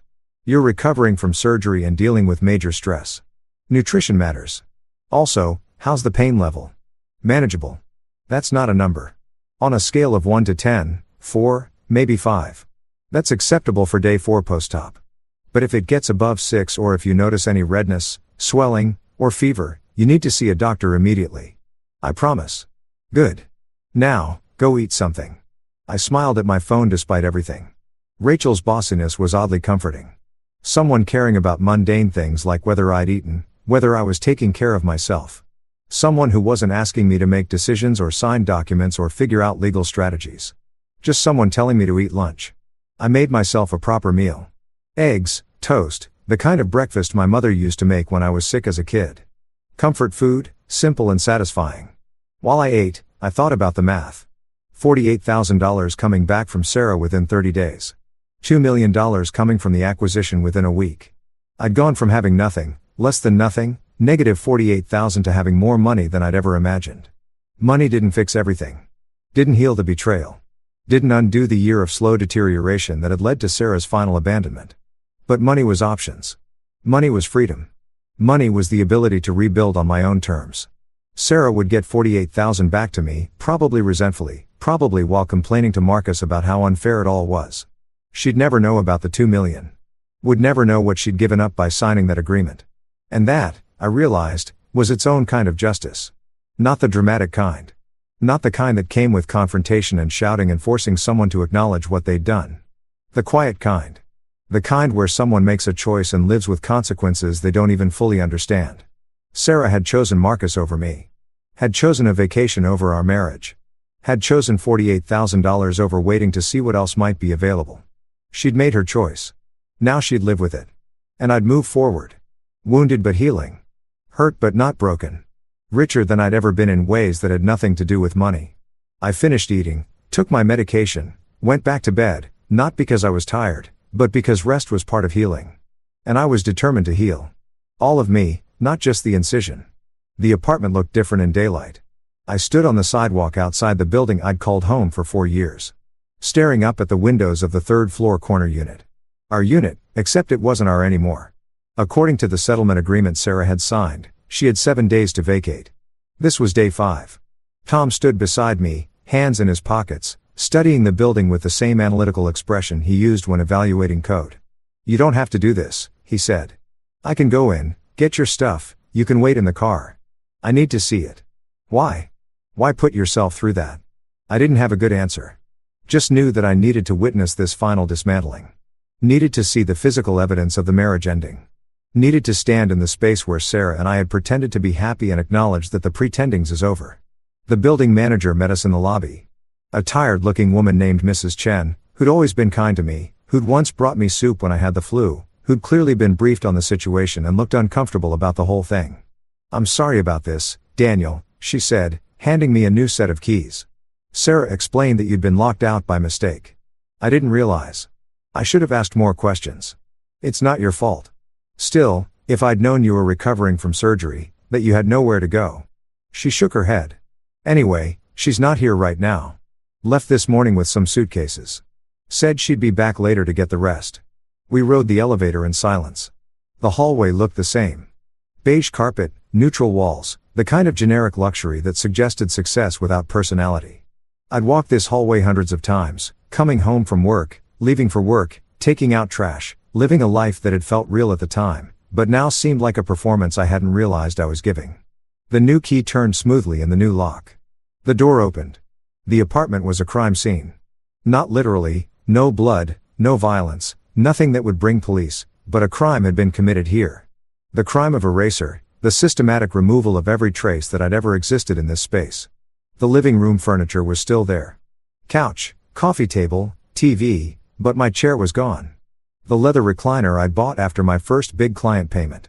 The one I'd sit in to read or think or just decompress after difficult days. Gone. The walls were empty, photographs removed, leaving behind lighter squares on the paint where frames had hung. Pictures of us on vacation, at weddings, at dinners with friends. Our life together, documented and then erased. I walked through the space slowly, cataloging the absence. Tom followed, silent, letting me process. The bookshelf still stood against the far wall, but half of the books were gone. My books, the technical manuals, the business biographies, the novels I'd collected over years. I ran my finger along the empty space where they'd been, feeling the dust that had accumulated behind them. She took your books, Tom said quietly. She never even read them. Used to complain about how much space they took up. She's not keeping them. She's denying them to you. There's a difference. The kitchen was worse. My coffee maker, gone. The cast iron skillet I'd inherited from my father, gone. The knife set we'd received as a wedding present, gone. Even the magnets on the refrigerator, stupid tourist magnets from places we'd visited together, all removed. I opened the refrigerator, empty except for condiments. Opened the freezer. Nothing. She cleaned out the food, I said. Probably didn't want it to spoil while she was in the mouths. Threw it all away rather than leave it for you. The bedroom was the worst. The bed was still there. California king, expensive mattress, the kind of bed that suggested prosperity. But my nightstand was gone. The lamp I used for reading gone. The closet stood open and half of it was empty. My clothes removed, but not carefully. Hangers scattered on the floor. A few items left behind, trampled, obviously discarded as not worth taking.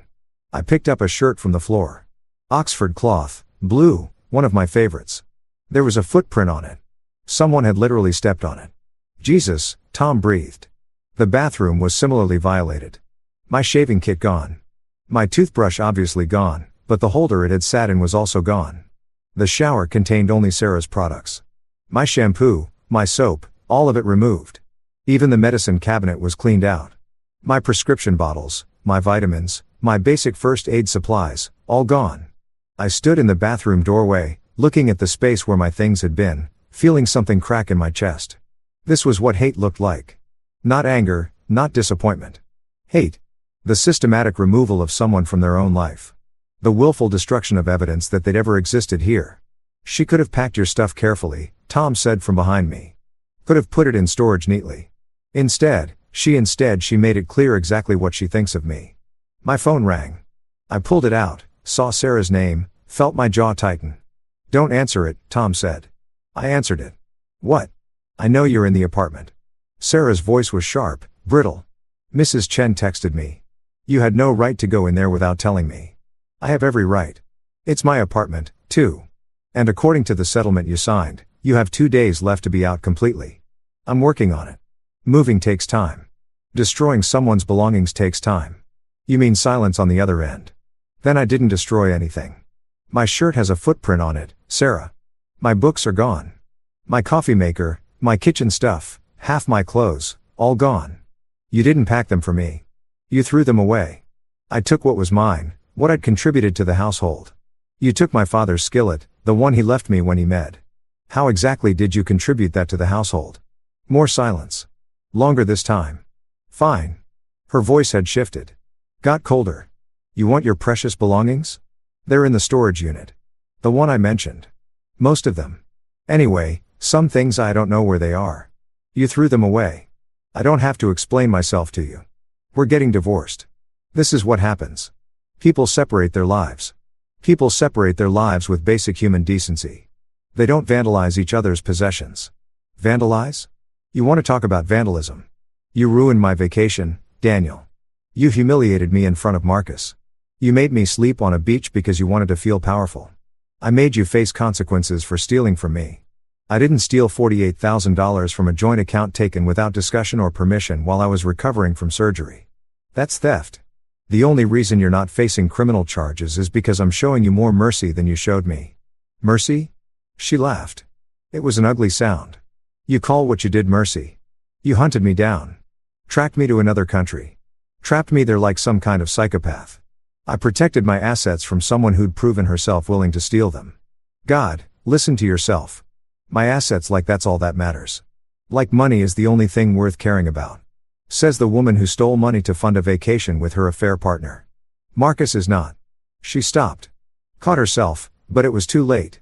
Not what, Sarah? Not an affair partner. Were you going to claim he's just a friend? That the hotel room, the romantic getaway, the fact that you left your husband to go him in paradise? Were you going to claim that's all innocent? You're disgusting. I'm disgusting. I'm not the one who abandoned someone after surgery. I'm not the one who stole money. I'm not the one who destroyed belongings out of spite. You changed the reservation. You sent someone to harass us. You made me sign that ridiculous agreement under duress. Duress? You had a choice. Sign it or find your own accommodations. That's called consequences, not duress. I want a lawyer to look at that agreement. I think it's not enforceable. Something cold settled in my stomach. Try it. Please get a lawyer. Let them explain to you how badly you'll lose if you try to fight this. You signed willingly. It was witnessed and notarized. You had the option to refuse. You chose comfort over fighting. That's on you. Everything is always on me, isn't it? Nothing is ever your fault. You work too much. That's my fault for being demanding. You didn't pay attention to me. That's my fault for being needy. I fell out of love with you. That's my fault for being ungrateful. You didn't fall out of love, Sarah. You planned an escape. There's a difference. People who fall out of love have conversations. They try therapy. They make difficult decisions together. You made decisions alone and then executed them in the cruelest way possible. I did what I had to do to get free of you. No, you did what you wanted to do because you could, because you thought I was helpless. Thought I wouldn't fight back. You're right about one thing, she said, and her voice had gone quiet. Dangerous. I did underestimate you. I thought you were a decent person. Turns out you're just as bad as everyone else. Worse, maybe because you pretend to be good while doing terrible things. I'm protecting myself from you. That's not terrible. That's survival. Call it whatever helps you sleep at night. But we both know the truth. You're punishing me not because I stole money. Not because I cheated. You're punishing me because I didn't love you enough. Because I chose someone else. Your ego can't handle that. The words hit like a physical blow. Maybe because there was a grain of truth in them. Maybe because I wasn't entirely sure of my own motivations anymore. Was I pursuing justice or revenge? Was I protecting myself or hurting Sarah because she'd hurt me first? 2 days, I said, keeping my voice level. You have 2 days to be out completely. After that, I'm changing the locks again. Anything you leave behind becomes mine. I'll be out. I don't want to spend another second in a space that smells like you. She hung up. I stood in the bedroom, phone in hand, feeling my heart race, feeling anger and hurt and confusion all tangled together in my chest. Tom touched my shoulder. You okay? No. Fair. That was brutal. She's right, isn't she? Part of what she said. I am punishing her. So what? She tried to destroy you. Punishment is appropriate. But where's the line? When does justice become revenge? When do I stop being the victim and become the villain? Tom was quiet for a moment. Then I don't think there's a clear line. I think there's a gray area where both things are true simultaneously. You can be justified in your actions and still be causing someone pain. Those aren't mutually exclusive. That doesn't help. It's not supposed to help. It's supposed to be honest. He moved to the window, looked out at the city. Sarah made choices. Those choices have consequences. You're enforcing those consequences. That's not villain. That's the basic operating system of adult life. Actions, outcomes, responsibility. She said I changed. That I'm not the person she married. You did change. People change when they're betrayed, when they have to fight for survival, when they learn that the person they trusted is actually their enemy. He turned back to me. You want to know what I think? I think the person Sarah married was too trusting, too willing to assume the best in people. That person would have let Sarah walk all over him, would have accepted the abandonment and the theft, and tried to understand her perspective, tried to empathize with her pain. And that's bad. It's self-destructive. Empathy is great until someone weaponizes it against you. Then it's just weakness wearing a moral costume. He paused. You're not a villain, Daniel. You're just not a victim anymore. Sarah's having trouble with that transition. We spent the next hour documenting everything, taking photos of the empty spaces, the missing belongings, the trampled clothes, evidence for the divorce proceedings, proof that Sarah hadn't upheld her end of the settlement agreement about returning possessions undamaged, more ammunition for the war we were fighting. The storage unit was across town. We drove there in Tom's car, neither of us talking much. The unit was small, climate-controlled, secured with a padlock. I had the key. Sarah had left it with Mrs. Chen. Inside, my life was stacked in boxes, some carefully packed, some obviously thrown together hastily. My books, my clothes, kitchen items, the detritus of 4 years of cohabitation, now compressed into a 10 by 10 space that smelled like cardboard and abandonment. I found my father's skillet in a box marked kitchen. It was wrapped in newspaper. Actually protected, which surprised me. Maybe Sarah had some limits to her cruelty. Or maybe she'd just been afraid I'd sue for its value if it was damaged. The guitar was there, too. Tom had been right. The neck was cracked. Not catastrophically, but enough that it would need professional repair. Maybe enough that it would never sound quite the same. I picked it up carefully, feeling the weight of it, remembering late nights in college, playing badly but enthusiastically. Remembering the day my father had given it to me, had said every man should have a way to express himself that didn't require words. Can it be fixed? Tom asked. Maybe, probably, but it won't be the same. Nothing's ever the same after it breaks. Even when you repair it, you can still see the cracks. We loaded boxes into Tom's car, made multiple trips.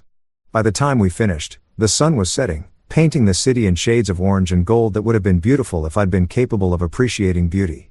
Back at Tom's apartment, we stacked boxes in the guest room. My possessions, my former life, everything I owned in the world, minus whatever Sarah had thrown away or kept out of spite. I sat on the bed surrounded by boxes, feeling the full weight of everything that had happened, settle onto my shoulders. 1 week ago, I'd been married, had lived in an apartment, had a routine, a life, a future that seemed stable, even if it wasn't happy. Now, I was divorced in all but the legal paperwork. Homeless, living out of boxes in my business partner's guest room. My body was healing from surgery, but everything else felt broken in ways I didn't know how to fix. My phone buzzed. Text from Rachel. How are you doing?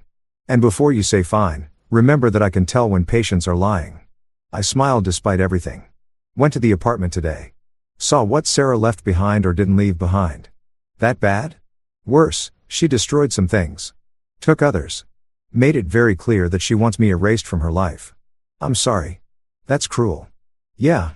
Where are you now? Tom's place. Surrounded by boxes trying to figure out what comes next. 3 dots appeared, disappeared, appeared again. This might be forward, sweet, but do you want company? I'm off shift in an hour. I could bring food. You probably haven't eaten. I looked at the text for a long moment. Company? The idea of not being alone with my thoughts, of having someone there who didn't need anything from me, who wasn't involved in the legal warfare, who just wanted to make sure I ate dinner. That would be nice, I typed. Thai food. Okay, perfect.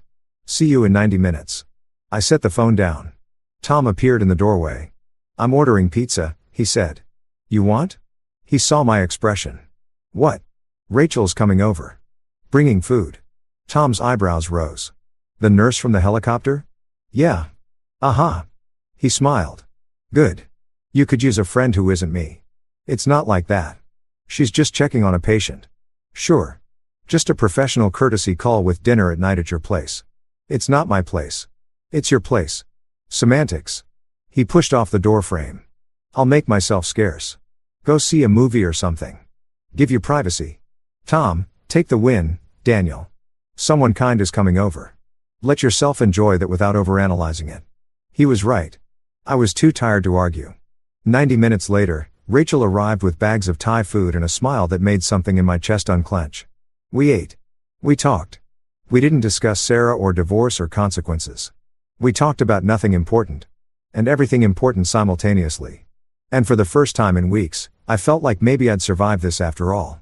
The acquisition closed on a Friday morning. I sat at Tom's kitchen table with my laptop, watching numbers appear in my bank account that didn't feel real.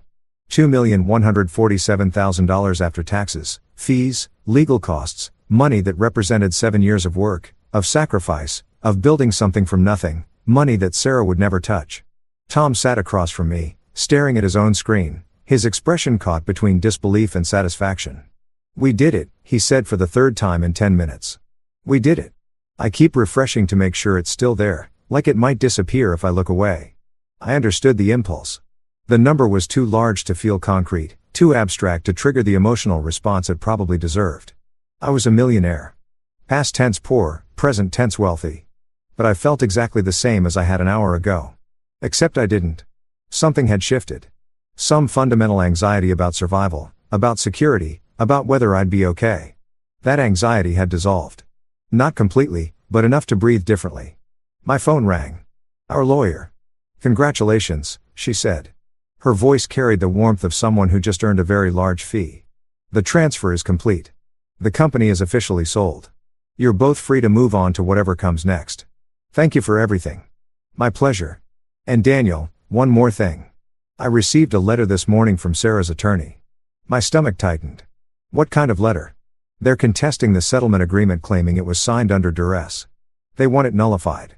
I closed my eyes. Of course. Of course Sarah couldn't just accept defeat. Had to fight. Had to try one more angle. Can they do that? I asked. They can try. They won't win. The agreement was properly executed. Sarah had legal capacity. She wasn't threatened. She was offered a choice and made one. But they can file motions, drag things out, make noise. How long? Depends on the judge. Could be a few weeks, could be a few months. Either way, I'm confident we'll prevail. The evidence is on our side. After we hung up, I sat staring at my laptop screen. At the number in my account that should have felt like victory but now felt complicated by Sarah's refusal to accept consequences. Tom watched me. She's fighting the settlement. Her lawyer is same thing. It won't work. You know that, right? She signed. It's done. Doesn't matter if it works. Matters that she's trying, that she can't just let this end. Has to keep fighting. Keep making it harder. I stopped. Took a breath. I'm tired, Tom. I'm so tired of this. I know. I just want it to be over. Want to move on. Start building something new instead of fighting over the wreckage of something dead. Tom stood, moved to the coffee maker, started brewing a fresh pot. The mechanical sounds were soothing, familiar, normal. You want my advice? He asked. Always. Stop fighting. Let the lawyers handle it. You've done your part. You've protected yourself. Enforced consequences. Made sure Sarah doesn't profit from what she did. Now, step back. Let the legal system grind through its process. Use your energy for something better. Like what? Like finding a place to live. Like figuring out what you want your life to look like now that you have resources. Like maybe spending time with a certain nurse who's texted you every day this week. I felt my face warm. It's not like that. It could be if you wanted it to be, if you were ready. I'm not ready. Fair enough. But eventually you will be. And when you are, it's okay to let yourself be happy. Sarah doesn't get to own your future just because she destroyed your past. The coffee maker beeped. Tom poured 2 cups, handed me one. We sat in comfortable silence, drinking coffee that cost $10 a pound and tasted like it. Looking out at the city through floor-to-ceiling windows that made the world look manageable. I'm going to start looking at apartments today. I said, can't live in your guest room forever. You can live here as long as you need, but yeah, your own space would be good. What kind of place are you thinking? Something simple. Not too big. Maybe a view. Definitely parking. I need to buy a car since Sarah still has mine. Sue her for it. I will. Adding it to the list of things my lawyer is handling. My phone buzzed. Text from Rachel. How'd the signing go? Done. Official. Weird. Weird how? Like winning the lottery, but feeling too numb to celebrate. That's normal. Big life changes take time to process. Want to talk about it? I'm off tonight. Could meet for coffee. I looked at the message, thought about Rachel's easy smile, her directness, the way she seemed to see through my defenses without making me feel exposed. Tom was watching me over his coffee cup. Raised his eyebrows meaningfully. Coffee sounds good, I typed. Where and when? That place on 5th. The one with the good pastries. 6 o'clock. See you there. Tom grinned. Not like that, huh? It's coffee. Friends have coffee. Friends who text every day and meet for coffee are usually called something else. I just got out of a marriage, Tom. A bad one. I'm not ready for anything else. I didn't say you were ready for a relationship.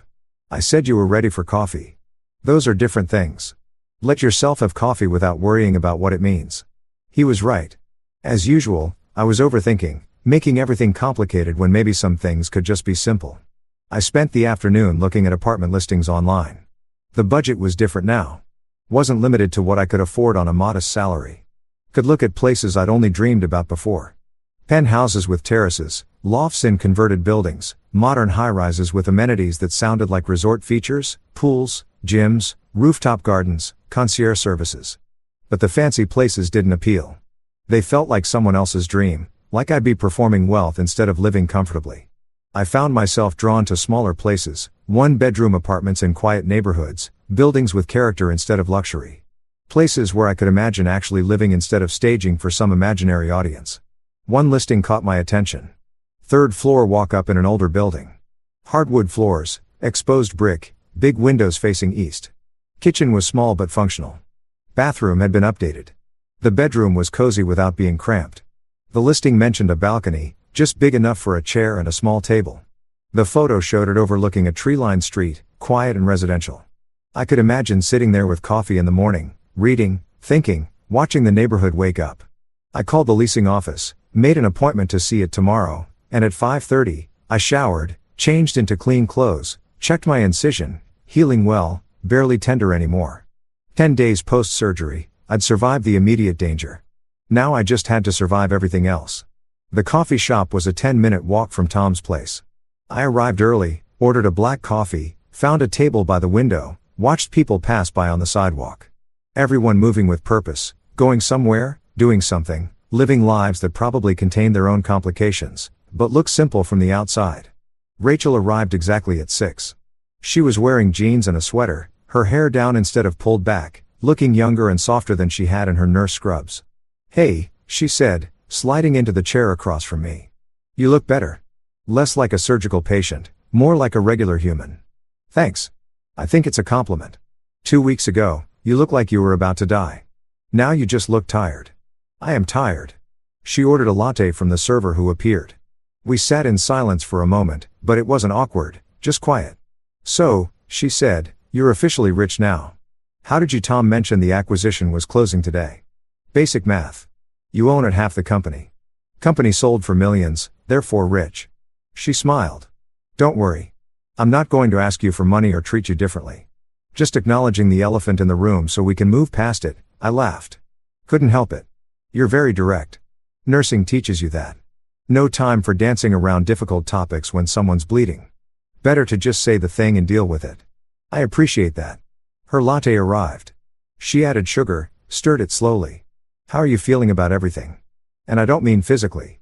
I mean the whole situation, Sarah, the divorce, the sudden wealth, all of it." "Honestly, I don't know. It's too much to process. Feels like it's happening to someone else and I'm just watching. Dissociation, common response to trauma. Your brain can't handle everything at once. So, it creates distance. Makes you an observer instead of a participant. Is that bad? Not necessarily. It's protective. Lets you function while your psyche figures out how to integrate what happened. Just don't stay dissociated forever. Eventually, you'll need to actually feel things. Everyone keeps telling me that." Tom said the same thing because it's true. Unfelt emotions don't disappear.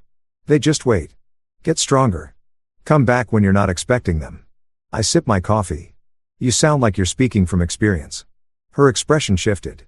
Got more guarded. "I had a bad breakup a few years ago. Different circumstances than yours, but similar in some ways.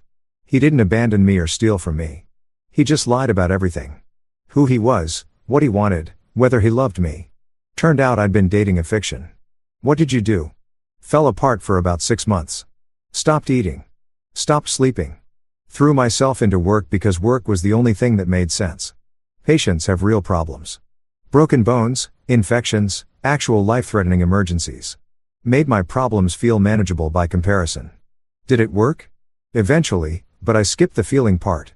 Just went straight from devastated to functional without processing anything in between. Took about a year before it all caught up with me. Had a panic attack in the middle of a shift. Thought I was having a heart attack. Turned out it was just every emotion I'd been avoiding hitting me at once. That sounds terrible. It was, but it was also necessary. Had to feel it to move past it. That's why I'm telling you, don't make my mistake. Don't wait until your body forces you to process. Do it deliberately, slowly, with support. Is that why you're here? Providing support. She met my eyes, held them. I'm here because I like you. Because I think you're handling an impossible situation with more grace than most people could manage. Because I remember what it's like to feel like you're drowning and have someone throw you a rope. She paused. And yeah, maybe because I find you attractive and interesting and I'm curious where this could go, but mostly the first things. I didn't know what to say. Wasn't sure how to respond to that kind of honesty. I'm not ready for anything, I said finally. A relationship, I mean. I'm barely functional. Still legally married. Still fighting with my ex. Still living in someone else's apartment surrounded by boxes. I know I'm not asking for anything. Just offering friendship, coffee, occasional check-ins to make sure you're eating and sleeping and not letting your surgical wound get infected. If it becomes something else later, great. If not, also great. That's simple? That's simple. Life's complicated enough without making the simple things hard. We talked for 2 hours about nothing important about everything. She told me about her job, about difficult patients and miraculous recoveries and the strange intimacy of caring for people at their most vulnerable. I told her about building the company, about late nights debugging code, about the strange satisfaction of solving impossible problems. We didn't talk about Sarah. Didn't talk about the divorce or the settlement or any of it. Gave that part of my life a rest. When we finally left, the sun had set and the street was dark except for pools of light from street lamps. Walk you to your car? I asked. I took the bus. Walk me to the stop. We walked slowly, not holding hands, not touching, just walking side by side in comfortable silence. At the bus stop, she turned to face me. This was nice. Let's do it again. I'd like that. Good. Now go home. Take your medication. And get some rest. You're still healing. Yes, ma'am. She smiled. Stop calling me ma'am. Makes me feel old. What should I call you? Rachel works fine. The bus arrived. She climbed on, waved through the window. I watched it pull away, carrying her into the night, and felt something in my chest that might have been hope. I walked back to Tom's apartment, let myself in quietly. He'd gone out, giving me privacy. Stood in the guest room, surrounded by boxes containing my former life. Tomorrow, I'd look at apartments, start building a new space, a new life. Tomorrow, the legal fight with Sarah would continue. More emotions, more arguments, more energy wasted on someone who didn't deserve it. But tonight, right now, I felt something other than anger or grief or exhaustion. I felt possibility. The marriage was over. The company was sold. The immediate crisis had passed. What came next was unknown, scary, full of potential for more hurt, but also full of potential for something better, for healing, for growth, for becoming someone new, someone stronger, someone who'd survived betrayal and came out the other side not broken, but rebuilt. I took my medication, checked my incision one last time. Pink and healing, barely even sore anymore. Lay down in bed and closed my eyes. Tomorrow would bring its own challenges, its own complications, but I'd face them because that's what you do when someone tries to destroy you and fails. You wake up. You keep moving. You build something new from the rubble. And eventually, when you're ready, you let yourself be happy again. Not yet, but soon. The apartment viewing was scheduled for 10 o'clock in the morning. I arrived 15 minutes early, standing on the sidewalk outside the building, studying it the way you'd study a person you're considering trusting. 3 stories, red brick, probably built in the 1920s, judging by the architectural details. Fire escapes zigzag down the front facade.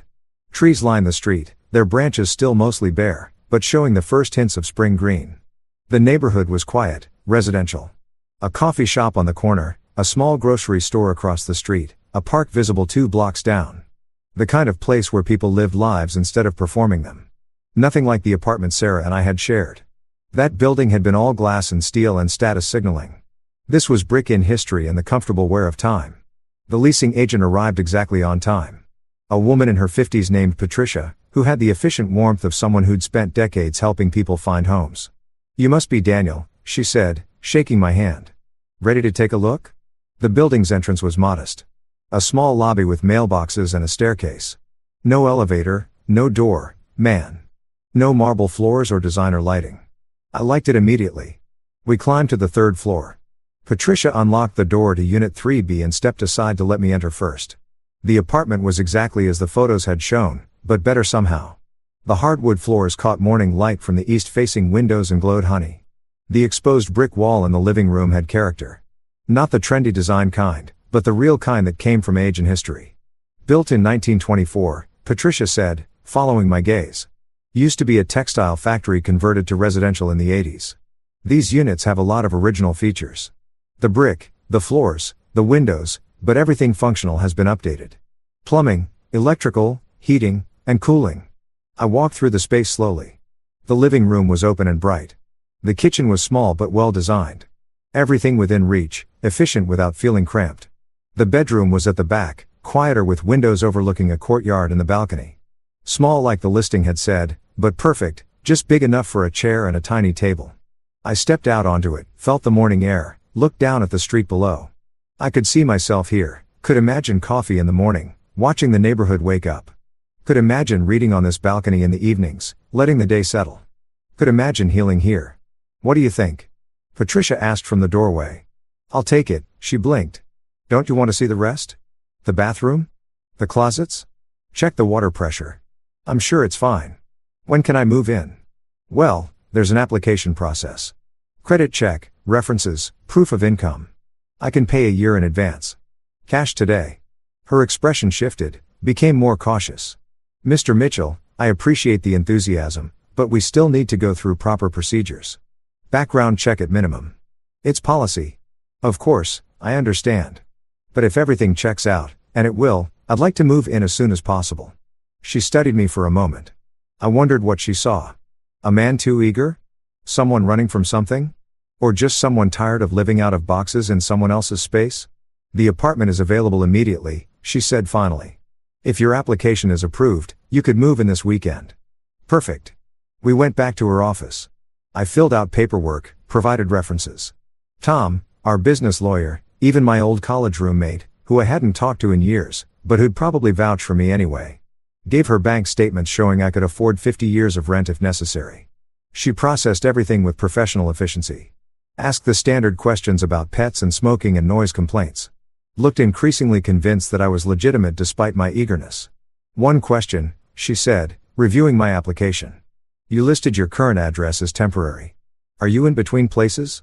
Recently separated, living with a friend while I sort things out. Ah. Her expression softened. That explains it. You need your own space to process everything. Exactly. Well, barring any surprises in the background check, and I don't anticipate any, you should hear from me by tomorrow afternoon. If approved, we can schedule a move-in date. I left her office feeling lighter than I had in weeks. The apartment wasn't just a place to sleep. It was a declaration, a line drawn between the life I'd had and the life I was building. My phone rang as I walked back to Tom's place. Sarah's lawyer. I considered not answering. Let it go to voicemail. Let my own lawyer handle it. But curiosity won. This is Daniel. Mr. Mitchell, this is Jennifer Hartley representing Sarah Mitchell. I wanted to reach out directly before we proceed with formal motions. We have lawyers for a reason. This conversation should go through them. I understand, but sometimes direct communication can resolve issues more efficiently than courtroom battles. My client is willing to negotiate. The settlement was the negotiation. She signed it. Under circumstances my client felt were coercive.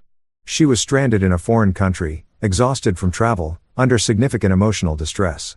She was offered a choice. Sign or find other accommodations. That's not coercion. That's consequences.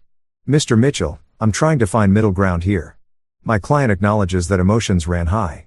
She's willing to return the funds as agreed, but she's asking for flexibility on the timeline, 90 days instead of 30, and she'd like the language about business assets removed. She doesn't want to claim anything from your company sale, just needs more time to gather the funds. I stopped walking, stood on the sidewalk while people flowed around me. Sarah was backing down, not completely but significantly, was trying to save face while accepting defeat. The smart move was to take the deal, extend the timeline, remove the redundant language about business assets. I'd already protected those through other means anyway. Get my money back and end this. But something in me resisted, not logic, something deeper. The part that remembered standing in the cabin abandoned and in pain. The part that remembered Sarah laughing as she drove away. 30 days, I said. As agreed, and all other terms remain unchanged.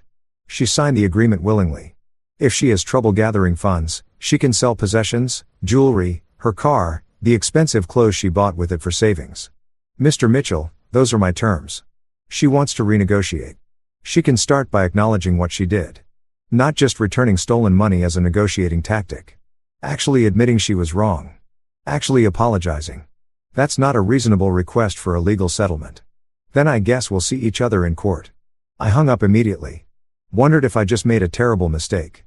Let ego override sense. Chosen pride over pragmatism. My phone rang again. Tom, I just got a call from Sarah's lawyer. He said, they're trying to renegotiate. Did they contact you? Just hung up with her. And I said, no. Silence on the other end. Then want to tell me why? Because it's not about the money anymore. It's about her admitting what she did. Taking responsibility. Daniel, I know. I know it's emotional instead of rational. I know I should take the deal and move on, but I can't. Not yet. Not until she acknowledges that what she did was wrong. More silence. Then Tom sighed. Okay, I get it. But you need to be prepared for this to drag on. Months, maybe. More legal fees, more stress, more energy spent on someone who doesn't deserve it. I know. And you need to ask yourself if it's worth it. If making Sarah admit she was wrong is worth delaying your own healing. I don't know if it's worth it, but I know I can't let this go. Not yet. After we hung up, I kept walking past Tom's building, past the coffee shop where I'd met Rachel, past the bus stop where we'd said goodbye. Walking without destination, just moving because moving felt better than standing still. My phone buzzed. Text from Rachel. How'd the apartment viewing go? Good. Really good. I think I found a place. That's great. When can you move in? This weekend if the application is approved, which it should be. Exciting new beginning. Yeah. Feels weird though. Like I'm starting over at 35. Starting over at any age is brave. Most people just keep living in situations that hurt them because change is scary. You're actually doing something about it. Or I'm running away. There's a difference between running away and walking towards something better. Sounds like you're doing the second one. I stopped walking, sat on a bench in a small park I hadn't realized I'd reached. Watched children play on a playground while their parents watched from nearby benches. Normal life. Regular problems. Kids who needed pushing on swings. Parents who were tired but present. No betrayal. No theft. No dramatic confrontations in tropical resorts.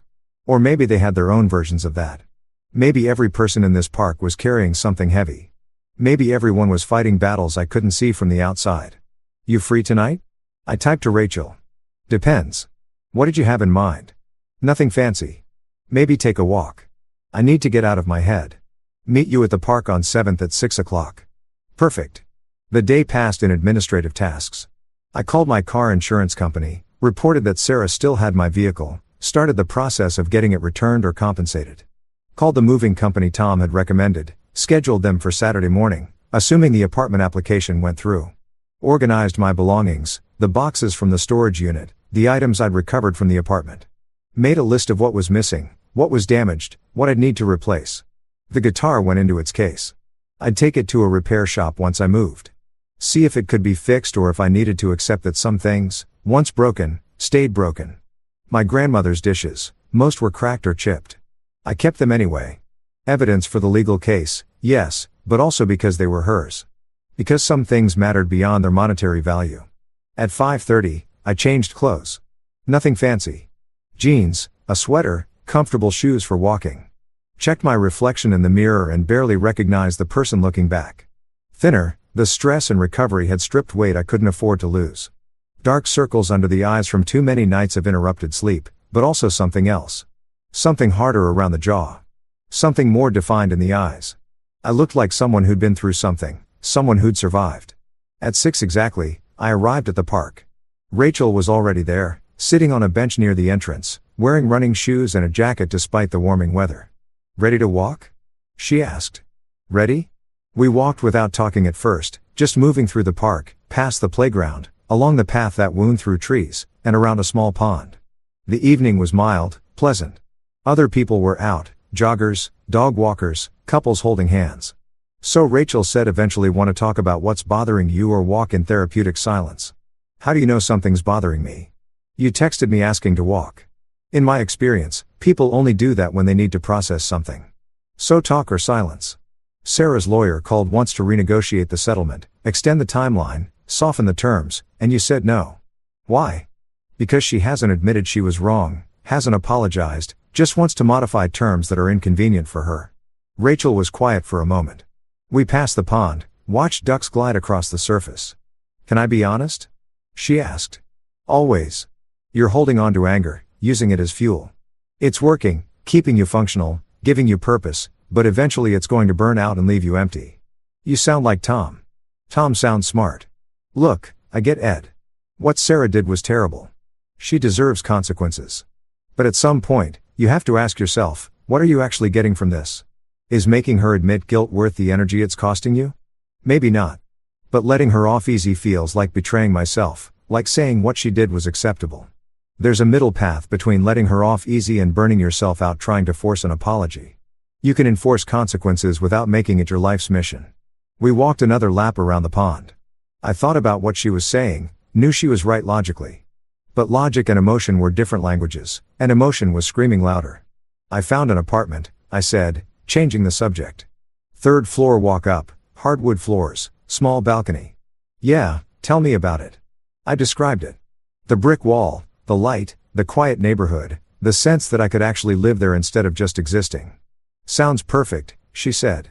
When do you move in? Saturday, probably if the application is approved.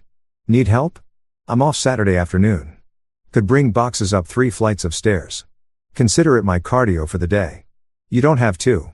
I know I don't have to. I want to. Unless you're the kind of person who insists on doing everything alone to prove some kind of point about independence. I might be that kind of person. Well, stop. Let people help you. It doesn't make you weak. We walked until the sun started setting, painting the sky in shades of orange and purple until the park started emptying. Families heading home for dinner. Joggers completing final laps. I should get going, Rachel said. Early shift tomorrow. Thank you for this, for listening. Anytime, she paused. Daniel, one more thing. You're doing better than you think. You've been through hell and you're still standing. That counts for something. She left before I could respond. I watched her go, then sat on a bench as the light faded, thinking about everything she'd said. Maybe she was right. Maybe I was holding on to anger because it felt safer than grief. Easier to be furious than heartbroken. But eventually, I'd have to let it go. Eventually, I'd have to choose between revenge and recovery. Not tonight, but soon. The apartment application was approved on Thursday. I moved in on Saturday morning with Tom's help, Rachel's help, and a moving crew that seemed amused by how few possessions I actually had. 6 boxes of books, 4 boxes of clothes, kitchen items, the broken guitar, my father's skillet carefully wrapped and carried by hand, a life compressed into 10 boxes, and a few pieces of furniture. Tom had insisted on buying me a bed, a couch, a small dining table. You can't eat standing over the sink like a college student, he'd said. You're a millionaire now. Act like it. By noon, everything was in place. The movers left. Tom ran out to get pizza. Rachel was arranging books on the shelf I'd assembled that morning, organizing them by some system I didn't understand, but looked intentional. I stood in the middle of my new living room, looking at the space that was mine. Only mine. No shared history, no ghosts of arguments, no memories of a marriage slowly dying, just empty space waiting to be filled with whatever came next. It's a good space, Rachel said, stepping back to admire her organizational work. Feels like you. Quiet, but not empty. Substantial. I don't know if I have a feels like me anymore. Feels like I'm still figuring out who that is. That's okay. Most people never figure it out. At least you are asking the question. Tom returned with 3 pizza boxes. Too much food for 3 people. But that was Tom's way. Go big or don't bother. We ate sitting on the floor because I didn't have proper furniture yet. Passing around paper plates and napkins, talking about nothing important. It felt normal. Startlingly, unexpectedly normal, like maybe I was capable of having normal moments again. Simple pleasures that weren't complicated by betrayal or legal warfare or the grinding machinery of divorce. So, what's next? Tom asked, finishing his 3rd slice. You've got a place. Got money in the bank. Got friends who tolerate you. What's the plan? Honestly, I don't know. Thought I'd figured out my life, career, marriage, trajectory. Turns out I hadn't figured out anything. None of us have. We're all just improvising and hoping it looks intentional. He paused. But seriously, what do you want? Not what you think you should want. What actually matters to you? I thought about it. Really thought about it. Peace, I said finally. I want to wake up and not immediately think about Sarah. Want to go a whole day without anger. Want to feel like I'm building something instead of defending against something. That's good, Rachel said quietly. That's healthy. But I'm not there yet. Still too angry. Still too focused on making sure she pays for what she did. She is paying, Tom pointed out. The settlement, the damaged career. Marcus probably blames her for his legal troubles. She lost a lot, Daniel. Maybe not everything you wanted her to lose, but enough. Is it enough, though? She hasn't admitted she was wrong. Hasn't apologized? Just keeps fighting? Keeps trying to negotiate? Keeps acting like she's the victim. Rachel set down her pizza. Can I tell you something from experience? Waiting for someone to admit they wronged you is like waiting for a train that's not coming. They have too much invested in their own narrative. Admitting guilt would mean acknowledging they're not who they think they are. Most people can't handle that level of self-awareness. So, I just accept that she'll never take responsibility. You accept that her taking responsibility has nothing to do with your healing. You got justice through the legal system. You protected yourself financially. You enforced consequences. Whether she admits fault or apologizes, that's about her conscience, not your recovery. I knew she was right. Had known it for a while, actually. But hearing it out loud in this new space that wasn't contaminated by my history with Sarah made it feel more true. How do I let it go? I asked. You decide that moving forward matters more than looking back. That building a new life is more important than punishing the old one. Tom's phone buzzed. He glanced at it and his expression changed. Got serious. Daniel, you need to see this. He handed me his phone. Email from my lawyer. Subject line settlement update. I opened it. Daniel, Sarah's attorney, contacted me this afternoon with a new proposal. Sarah is willing to pay the full $48,000 within the 30-day timeline as agreed. Additionally, she's offering to sign a statement acknowledging that she took the funds without your consent and that her actions were wrong. She's also agreeing to cover all your legal fees related to the divorce proceedings. This is a significant concession. I recommend accepting. While we could continue fighting, this gives you everything the settlement originally demanded, plus the acknowledgement you wanted. Advise on how you'd like to proceed. I read it twice, then handed the phone back to Tom. She's surrendering, I said. Looks like it. Question is, are you ready to accept surrender? Was I?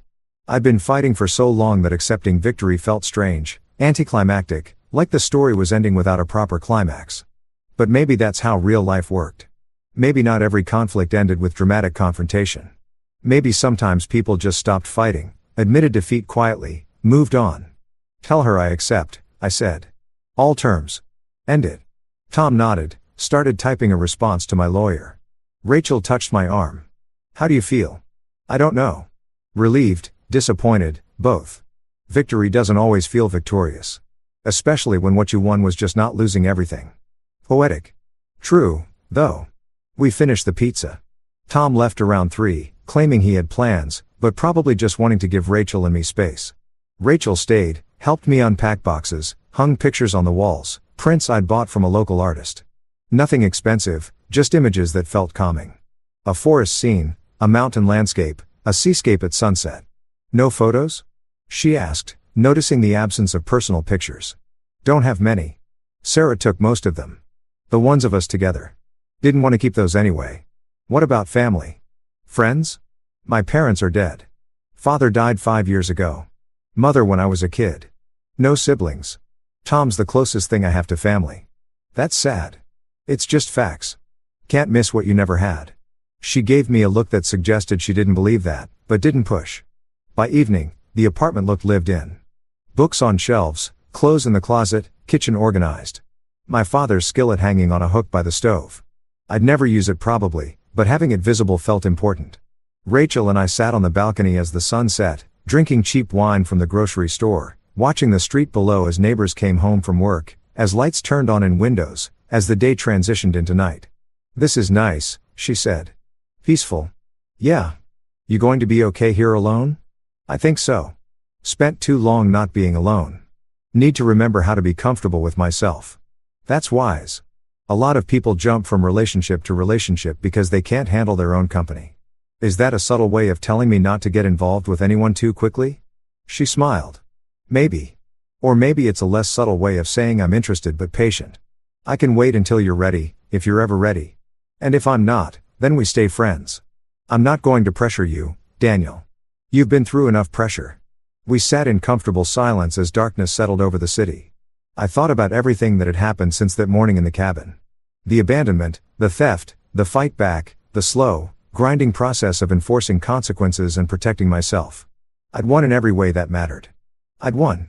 Sarah would pay back the money, would acknowledge her wrongdoing, would cover my legal fees, would face the consequences of her choices, damaged career, failed relationship with Marcus, the knowledge that she'd gambled everything on a fantasy and lost. I had money, had freedom, had a new home and new possibilities. But I didn't feel triumphant. Didn't feel the satisfaction I'd expected. Just tired and ready to stop fighting. I'm going to drop the contest, I said suddenly. Rachel looked at me. What contest? Sarah's lawyer has been fighting the settlement, claiming duress. My lawyer wants to drag it through court, make an example, but I'm going to tell her to accept Sarah's offer, take the acknowledgement and the money, and end it. Why the change of heart? Because I'm tired. Because you're right. Holding on to anger isn't sustainable. Because I want to wake up tomorrow and think about something other than how much I hate my ex-wife. That's growth. That's exhaustion. Sometimes they're the same thing. My phone buzzed at a text from Tom. Lawyer confirmed. Sarah's signing the addendum tomorrow. You'll have the money by end of next week. Congratulations, you survived. I showed Rachel the message. How does it feel? She asked. Weird. Anticlimactic. Like I prepared for a war and got a negotiated surrender instead. Most wars end that way with paperwork and signatures instead of dramatic final battles. Doesn't make for a good story. Makes for a better life, though. We stayed on the balcony until the wine was gone and the street was quiet until Rachel said she should get home early shift tomorrow. Needed sleep. I walked her to the door. She paused in the doorway. Daniel, one more thing. You did good. You protected yourself without becoming cruel. You enforced consequences without losing yourself. That's harder than it sounds. Doesn't feel like I did good. Feels like I just survived. Survival is good. Survival is the foundation everything else is built on. She left. I closed the door and stood in my new apartment, listening to the silence. It was different from the silence in the cabin that had been isolating, threatening. This was peaceful, safe. I thought about Sarah. Wondered how she was feeling right now. If she regretted what she'd done, if she understood the magnitude of what she'd lost. Not just the money, but the opportunity for the life we could have built together. If she'd been honest about her unhappiness. Probably not. People rarely understand their own mistakes in real time. Usually took years of distance and perspective. Maybe she'd figure it out eventually. Maybe she'd look back and realize that stealing $48,000 had cost her access to $2 million. That abandoning someone after surgery had destroyed any chance of an amicable divorce. That choosing Marcus had meant losing not just a husband but the stability, partnership, and future they'd been building. Or maybe she'd never figure it out, would rewrite the story in her head, make herself the victim, blame me for everything that went wrong. Either way, it wasn't my problem anymore.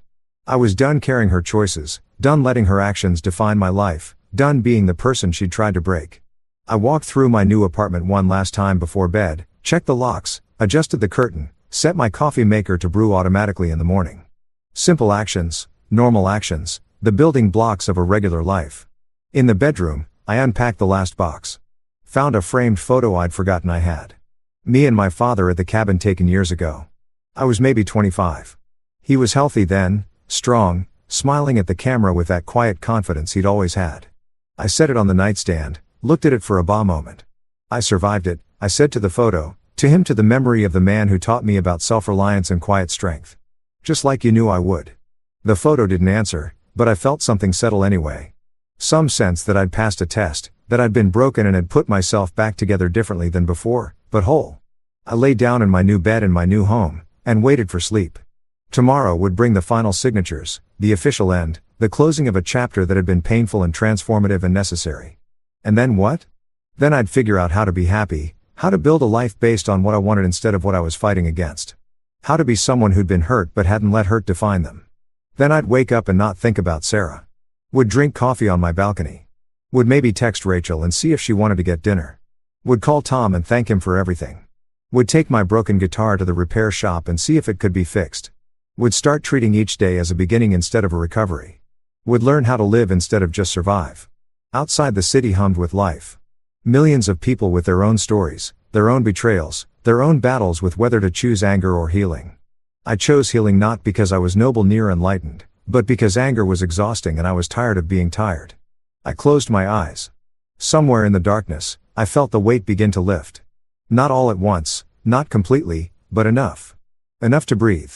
Enough to hope. Enough to believe that what came next might actually be better than what came before. The incision had healed. The apartment was mine. The money was coming back. The justice was served. Now came the harder part. Now came living. But I was ready. Or I would be soon.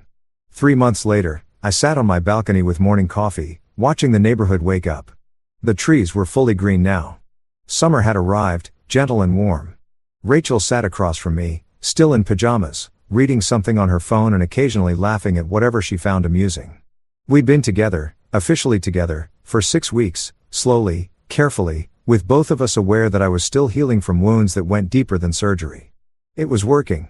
We were working. The divorce had finalized a month ago. Sarah had signed everything, paid everything, disappeared into whatever life she was building with Marcus or without him. I didn't know and didn't care. Tom had started a new company, had asked if I wanted in. I'd said maybe. Wanted time to figure out what I actually wanted instead of just rebuilding what had been taken. My guitar was fixed, played beautifully. The repair shop had done something magical. Made it sound even better than before. Sometimes things broken and repaired were stronger than things that had never been tested. "What are you thinking about?" Rachel asked, looking up from her phone. "How strange it is that the worst thing that ever happened to me led to this, to you, to this moment. Life's weird that way. Sometimes you have to lose everything to figure out what actually matters." "What matters this?" She gestured at the balcony. "The coffee, the quiet morning, simple things, peace, people who don't lie to you. That's a low bar. It's the important bar." My phone buzzed. Email from my lawyer. Final confirmation that all divorce proceedings were complete. All financial obligations satisfied, all legal ties severed. I deleted it without responding. That chapter was over. This one was just beginning. And for the first time in years, I was genuinely curious about what came next. Not afraid, not braced for betrayal. Story 2. I dropped by my son-in-law's house unannounced. I walked in, and I froze. My daughter was on her knees in front of her father-in-law. He was grabbing her by the hair, saying, "I'm going to teach you how a real woman should act in her husband's house." The truck's engine ticked as it cooled in the driveway. Stephen Danner sat with his hands still on the steering wheel, staring at the modest ranch house his daughter shared with her husband. The afternoon sun cut harsh angles across the vinyl siding, making everything look washed out and tired. 3 weeks. That's how long it had been since Rose had answered his calls with anything more than clipped one-word responses. He killed the engine. The silence that followed felt wrong, somehow, too thick. Through the windshield, he could see Rose's garden, the one she'd been so excited about last spring, choked with weeds now, the tomato plants brown and sagging against their cages. His chest he tightened. Stephen climbed out of the truck, his work boots crunching on the gravel. His hands still smelled like motor oil despite scrubbing them twice before leaving the shop. He'd closed early, something he never did on a Thursday. But the knot in his stomach had been there all week, growing tighter each time. Rose's voice on the phone sounded smaller, more distant. The side gate stood slightly ajar. He pushed through it, the hinges squeaking. The backyard was quiet except for the hum of a neighbor's air conditioning unit. Rose's car sat in the carport, so she was home. That should have been reassuring. It wasn't. He approached the side door, the one that led into the kitchen. Rose used to leave it unlocked during the day when she was home. Trusting the neighborhood, trusting everything. His hand found the knob. It turned. The moment he stepped inside, he heard it. A man's voice, not Levi's, deeper, rougher. The words were indistinct at first, muffled by the hallway, but the tone cut through everything else. Sharp, cruel, dripping with something that made Stephen Unk's muscles go rigid. He moved through the kitchen without thinking, past the dishes in the sink, past the faded curtains Rose had hung last year. His pulse thundered in his ears, but his breathing stayed controlled, steady. Years of holding it together during his late wife's illness had taught him how to function through fear. The hallway opened into the living room, and there it was, the moment that would split his life into before and after. Rose was on her knees on the beige carpet. Her face was contorted, not in pain, but in something worse. Humiliation. Terror. A man stood over her, his thick fingers tangled in her hair, wrenching her head back at an angle that made Stephen's vision go white at the edges. Leonard Pike, Rose's father-in-law, 62 years old, barrel-chested, with the kind of face that always looked like it was on the edge of anger. His flannel shirt was rolled up to his elbows, and his grip on Rose's hair was so tight, Stephen could see the tension in his forearm. "I'm going to teach you how a real woman should act in her husband's house." Leonard's voice was low, vibrating with false righteousness. This backtalk, this disrespect, it ends today. You hear me? Stephen's daughter was crying, not sobbing, but silent tears streaming down her cheeks. Her hands were pressed against the carpet, trembling. And Levi Pike, Rose's husband, the man she'd married 3 years ago in a ceremony filled with white flowers and promises, stood near the doorway to the kitchen, arms crossed, watching. His face wasn't angry or distressed. It was blank, complicit. Stephen Unk's voice cut through the room like a blade. Let go of her right now. 3 heads turned. Leonard's grip loosened, but only slightly. Levi straightened, his arms dropping to his sides. Rose's eyes found her father's, and something broke open in her expression. Relief and shame and desperate hope all at once. Stephen took a step forward. His hands weren't shaking. That surprised him. They hung loose at his sides, ready, but not clenched. His voice came out even, controlled, carrying the weight of every ounce of restraint he was using. Not to cross the room and break Leonard Pike's arm. I said, let go.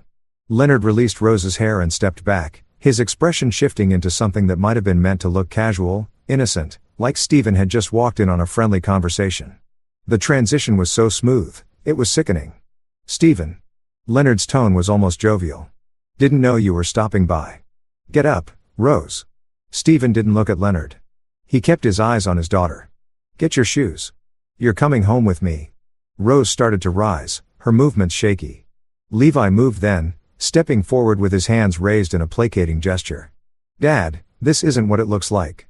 Rose and I were just she got a little emotional. And Dad was trying to help calm her down. Levi's voice had that same rehearsed quality he used when he worked at the insurance office. Smooth and practiced. It's a family disagreement. That's all. Stephen's eyes finally moved to his son-in-law. The younger man was 32, clean-cut, the kind of guy who wore polo shirts on weekends and talked about being a deacon at church. Stephen had thought he was stable, safe, a good match for Rose. He'd been so goddamn wrong, a family disagreement. Stephen repeated the words slowly, tasting them. They left a bitter residue.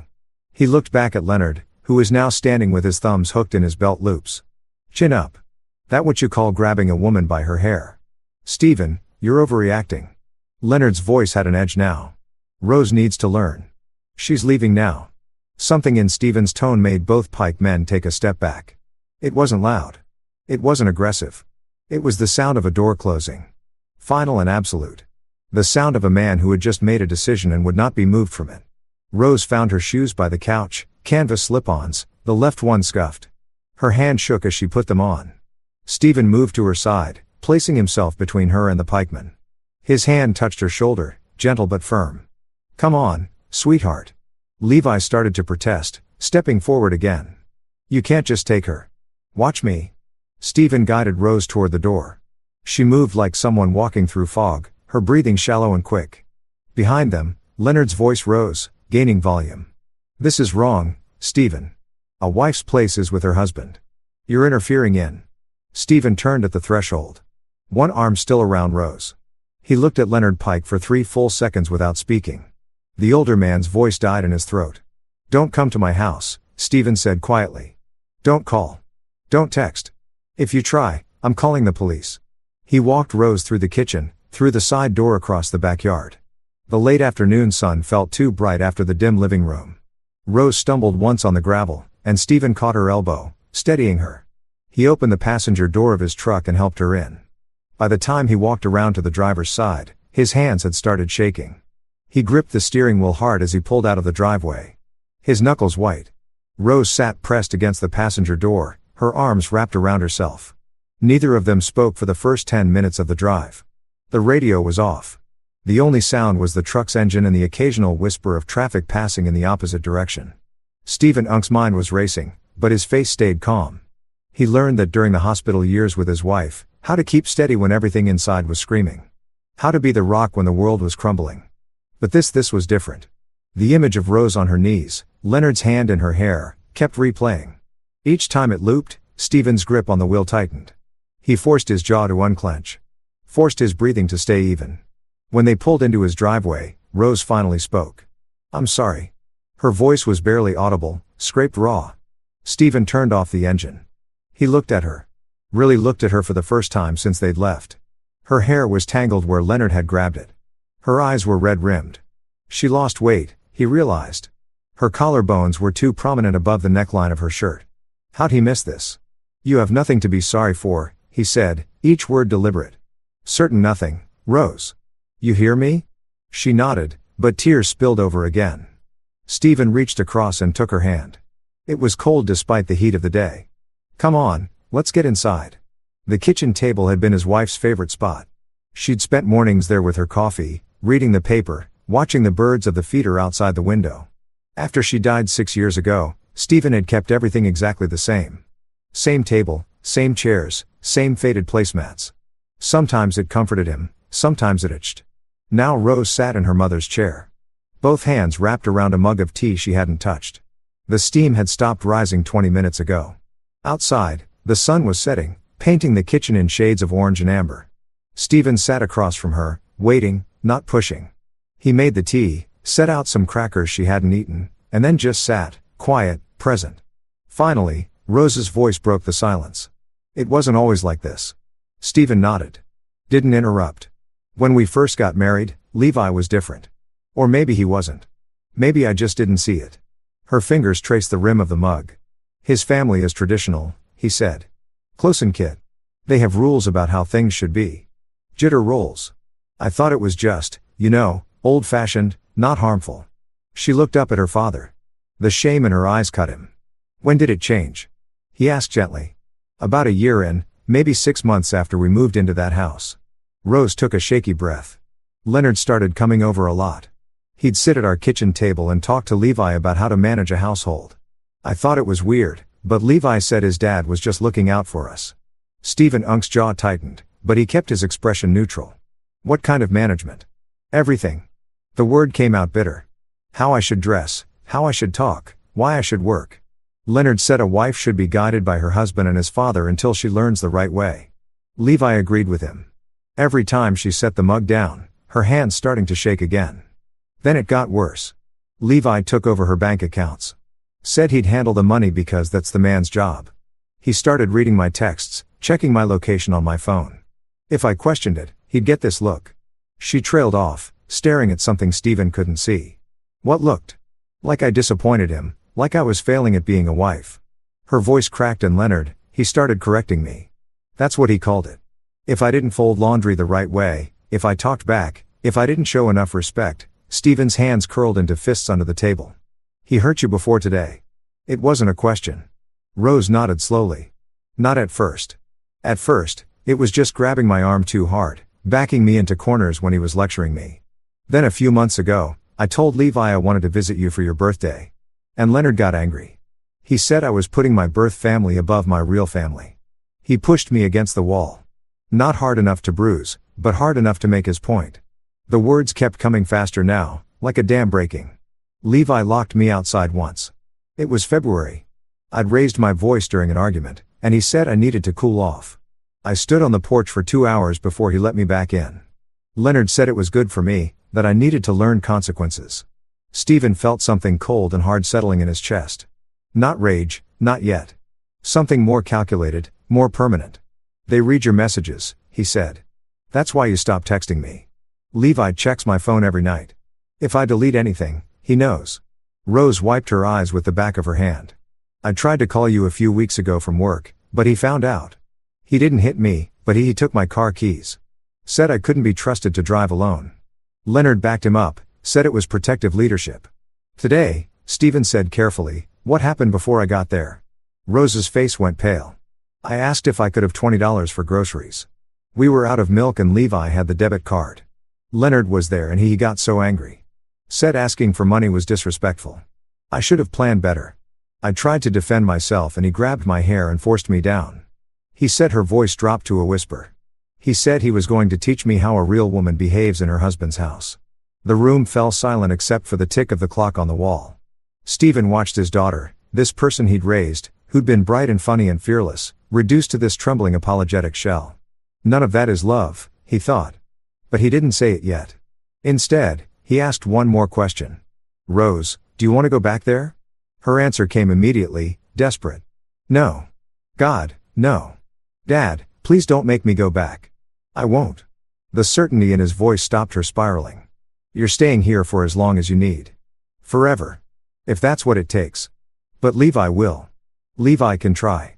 Stephen Unk's voice stayed level, but there was iron underneath. They both can try, but you're my daughter, and I'm not letting anyone hurt you again. Rose broke, then really broke. Not the quiet tears from before, but deep, racking sobs that shook her whole frame.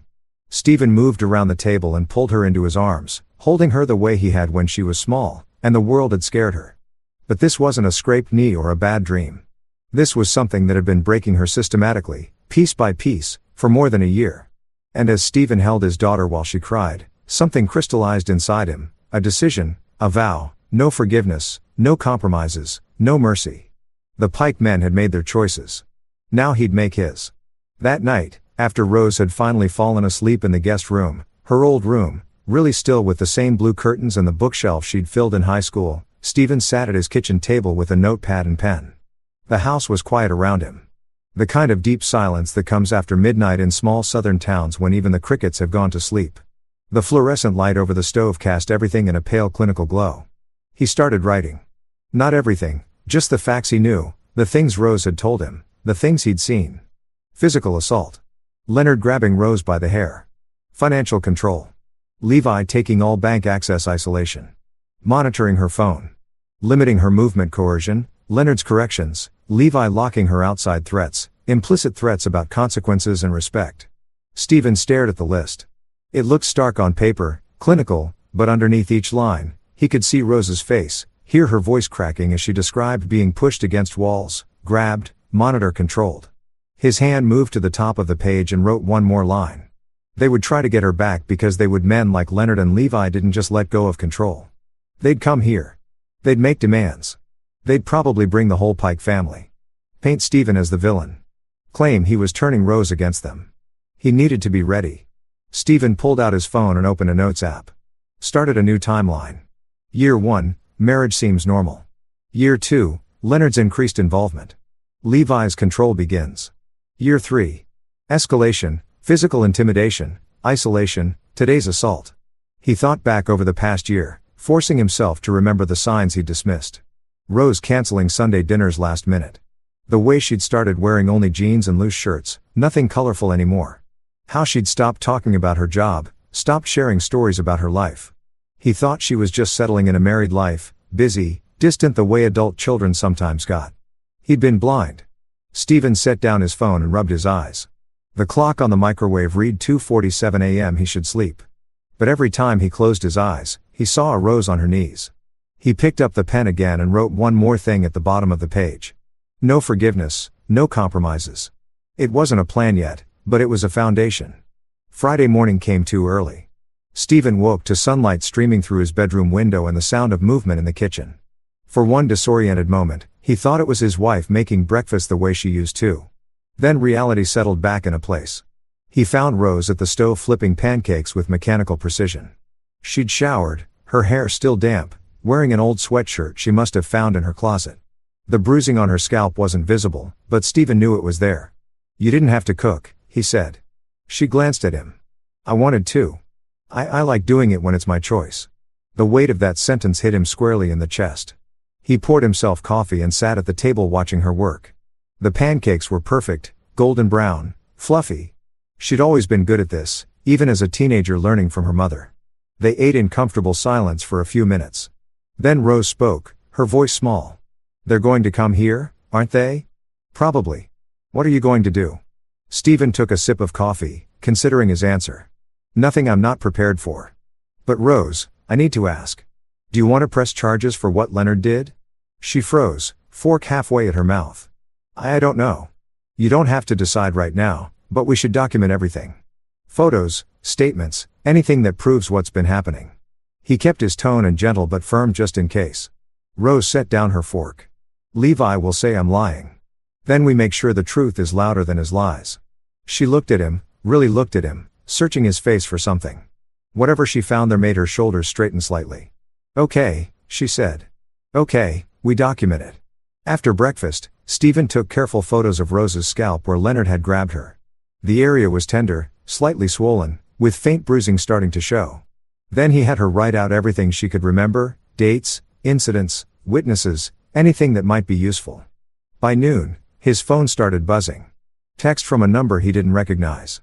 Stephen, this is Levi. Please call me. We need to talk about Rose. He deleted it without responding. 5 minutes later, another text. Dad says you're being unreasonable. Rose belongs here with her family. Stephen showed Rose the messages. I'm not responding, but I need your permission to block them. She nodded quickly. Do it. He blocked the number. Then he called Rose's workplace, a veterinary clinic where she worked as a receptionist.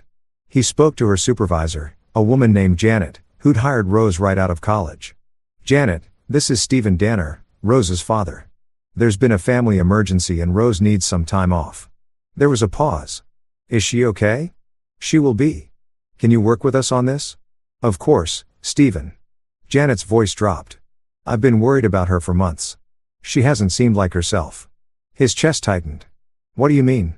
She's been anxious, jumpy. A few times I saw her crying in the break room, but when I asked, she said everything was fine. Her husband started picking her up from work instead of letting her drive herself. I thought it was odd, but it's not your place to ask. Exactly. Janet sighed. Tell her take all the time she needs. Her job will be here when she's ready.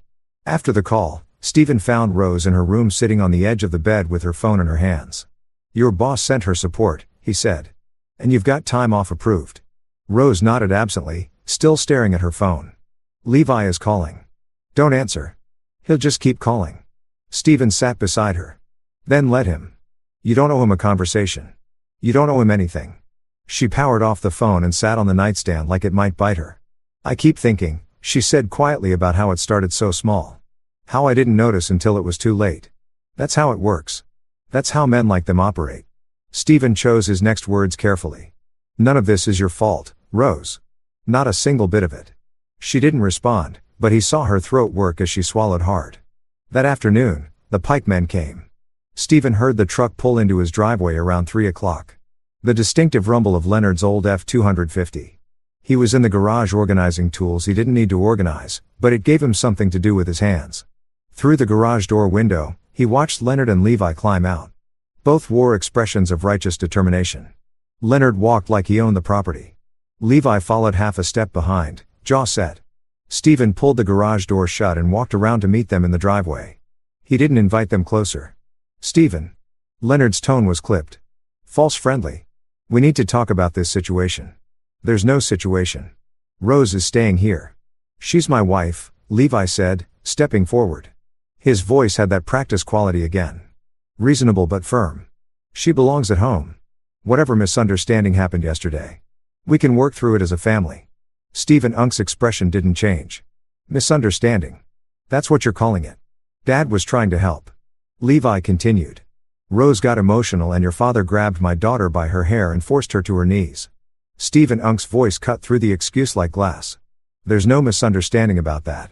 Leonard's mask slipped slightly, irritation flashing across his face. A wife needs guidance.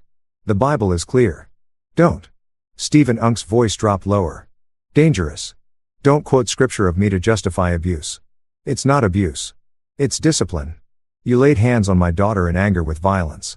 That's abuse, Leonard. And Levi stood there and let it happen. He shifted his gaze to his son-in-law. You let your father terrorize your wife. Levi's face flushed. That's not what happened. You're twisting. I saw what I saw. Leonard took a step closer, his bulk seeming to fill the space. This is between a husband and wife. You're interfering in their marriage. Their marriage? Stephen almost laughed. There is no marriage. Not anymore. You can't make that decision. Levi snapped. Rail anger breaking through. Now Rose is my wife. Under law. Under law. What you and your father did is domestic assault. So if you want to talk about legal rights, we can do that. But not here. Not now. This conversation is over. Leonard's face went red. We have every right to speak to Rose. You can't keep her from us. Rose is a grown woman who's choosing not to see you. I'm respecting her choice. Respectfully, Levi said, pulling out his phone. I'm calling her. She won't answer. Levi's thumb hovered over the screen. Then he pressed call, lifting the phone to his ear. After a moment, his jaw clenched.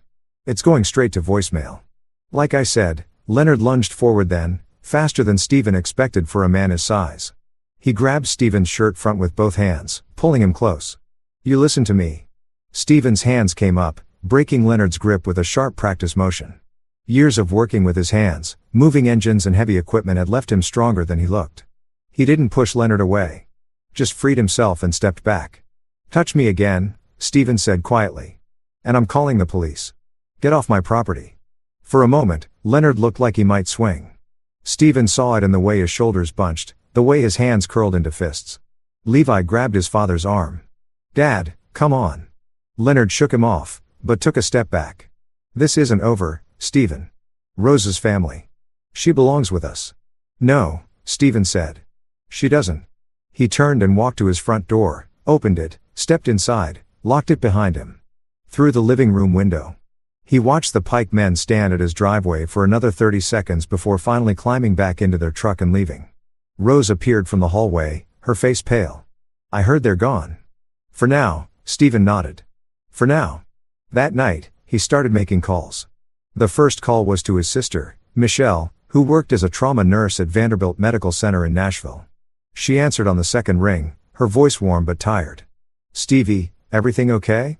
He filled her in on everything. The assault, Rose's revelations, the Pike men's visit. Michelle listened without interrupting her, breathing the only sound on the line. When he finished, she was quiet for a long moment. "How is she?" Michelle finally asked, scared, ashamed, trying to hold it together. "That tracks, Stephen. What you described, that's textbook coercive control, financial abuse, isolation, physical intimidation. The escalation pattern is classic." She paused. "Has she seen a doctor?" "Not yet. She needs to, not just for documentation, though that's important for her own health. Trauma like this manifests physically. Stress, weight loss, sleep disruption, anxiety. Let me make some calls. I know someone at the Women's Center here who specializes in domestic abuse cases. She might not be ready for that." Then we go slow. "But Stephen, you need to understand recovery from this kind of control takes time. Sometimes years. She's going to need support. Probably therapy. Definitely medical evaluation. Whatever she needs." "Good." Michelle's voice softened. "And how are you holding up?" "I'm fine." "You're not. I can hear in your voice. You're in combat mode." She wasn't wrong. Stephen looked down at his hands, remembering the controlled way he'd broken Leonard's grip, the coldness in his own voice. "They hurt her, Michelle, for months. And I missed it. You couldn't have known. I should have. Don't do that to yourself. Men like the Pikes are experts at hiding abuse. They isolate their victims, control the narrative, make everything look normal from the outside." She exhaled slowly. "But Stephen, whatever you're planning, be careful. Men who lose control of their victims can become dangerous." "I'm already careful. I mean it. Document everything. Every text, every visit, every threat, and consider filing a restraining order. Rose has to decide that, then help her decide, because this won't stop. Men like Leonard don't just walk away." After they hung up, Stephen sat in the dark living room, his phone glowing in his hand. Michelle was right. The Pikes wouldn't stop. They'd escalate. Trying to regain control through pressure, manipulation, or force. He needed more than just good intentions. He needed evidence. A case so solid that when the time came, there'd be no room for doubt. He opened a new note on his phone and started a list. Medical evaluation and documentation, photos of injuries. Rose's written statement. Bank records showing financial control, text messages from Levi, witness statements. Co-workers, neighbors, recording of Rose describing the abuse. That last one made him pause. In Tennessee, you could record conversations you were party to without the other person's consent. If Rose described what happened while he recorded it, that would be admissible evidence. He hated the calculation of it, the coldness. But this wasn't about his comfort. It was about making sure the truth couldn't be buried under Levi's excuses and Leonard's authority. The next morning, he approached Rose carefully over breakfast. "I want to record you telling me what happened. Everything with your permission." She looked up from her untouched toast. "Why?" "In case we need it for police, for lawyers, for protection. I won't do it without your consent, and we don't have to use it if you don't want to, but having it might help." Rose considered this.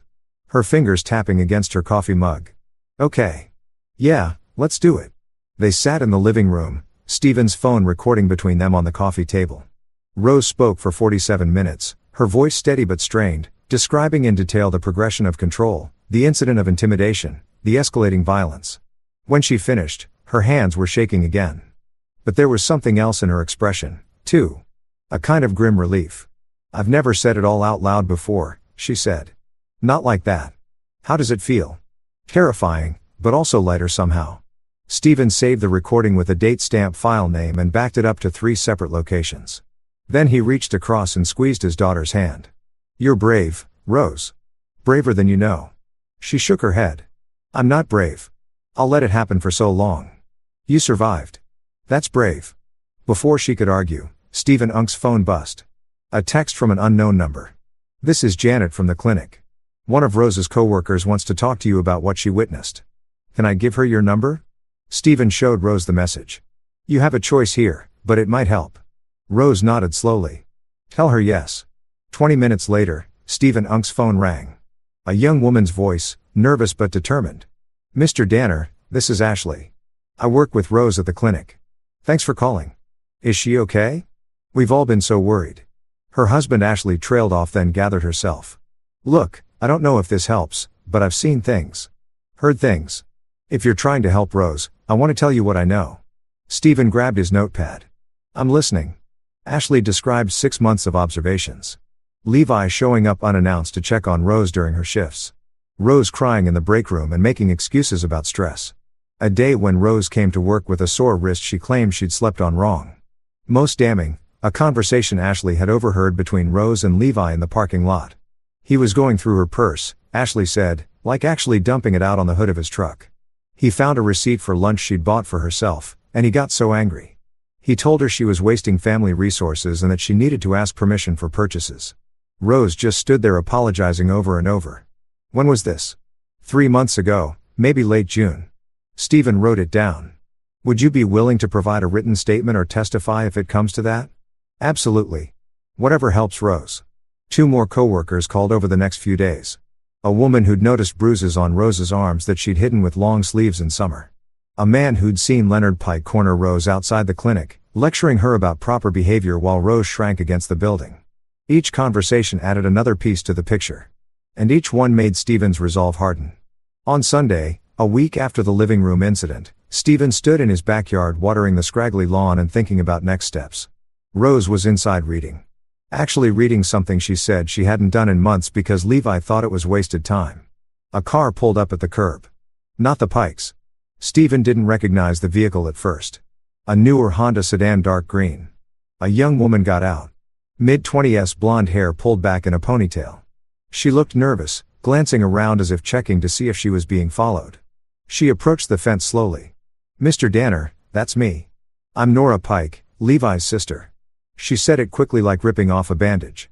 Stephen Unk's grip tightened on the hose. "If you're here to I'm not." She held up her hands. "Please, I need to talk to you about my family. About Rose." He studied her for a long moment. There was something different about her. A weariness in her eyes, a tension in her shoulders.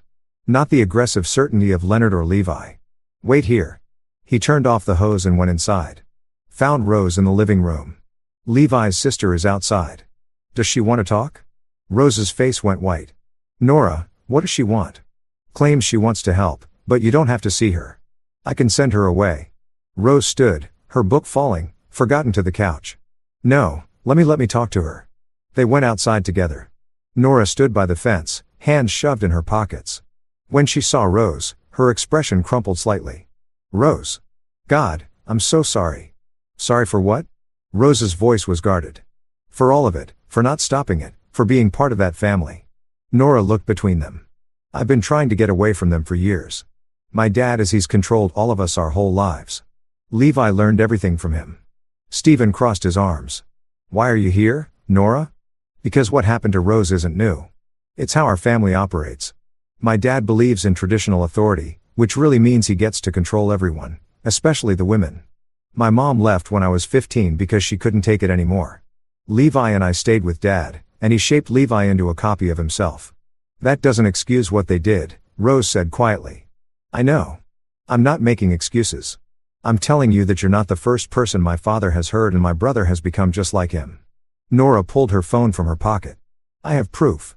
Recordings, texts, videos, things that show the pattern.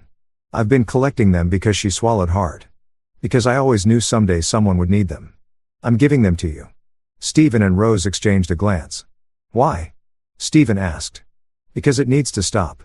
Because I'm tired of watching my family destroy people. Nora's voice shook. And because Rose didn't deserve any of this.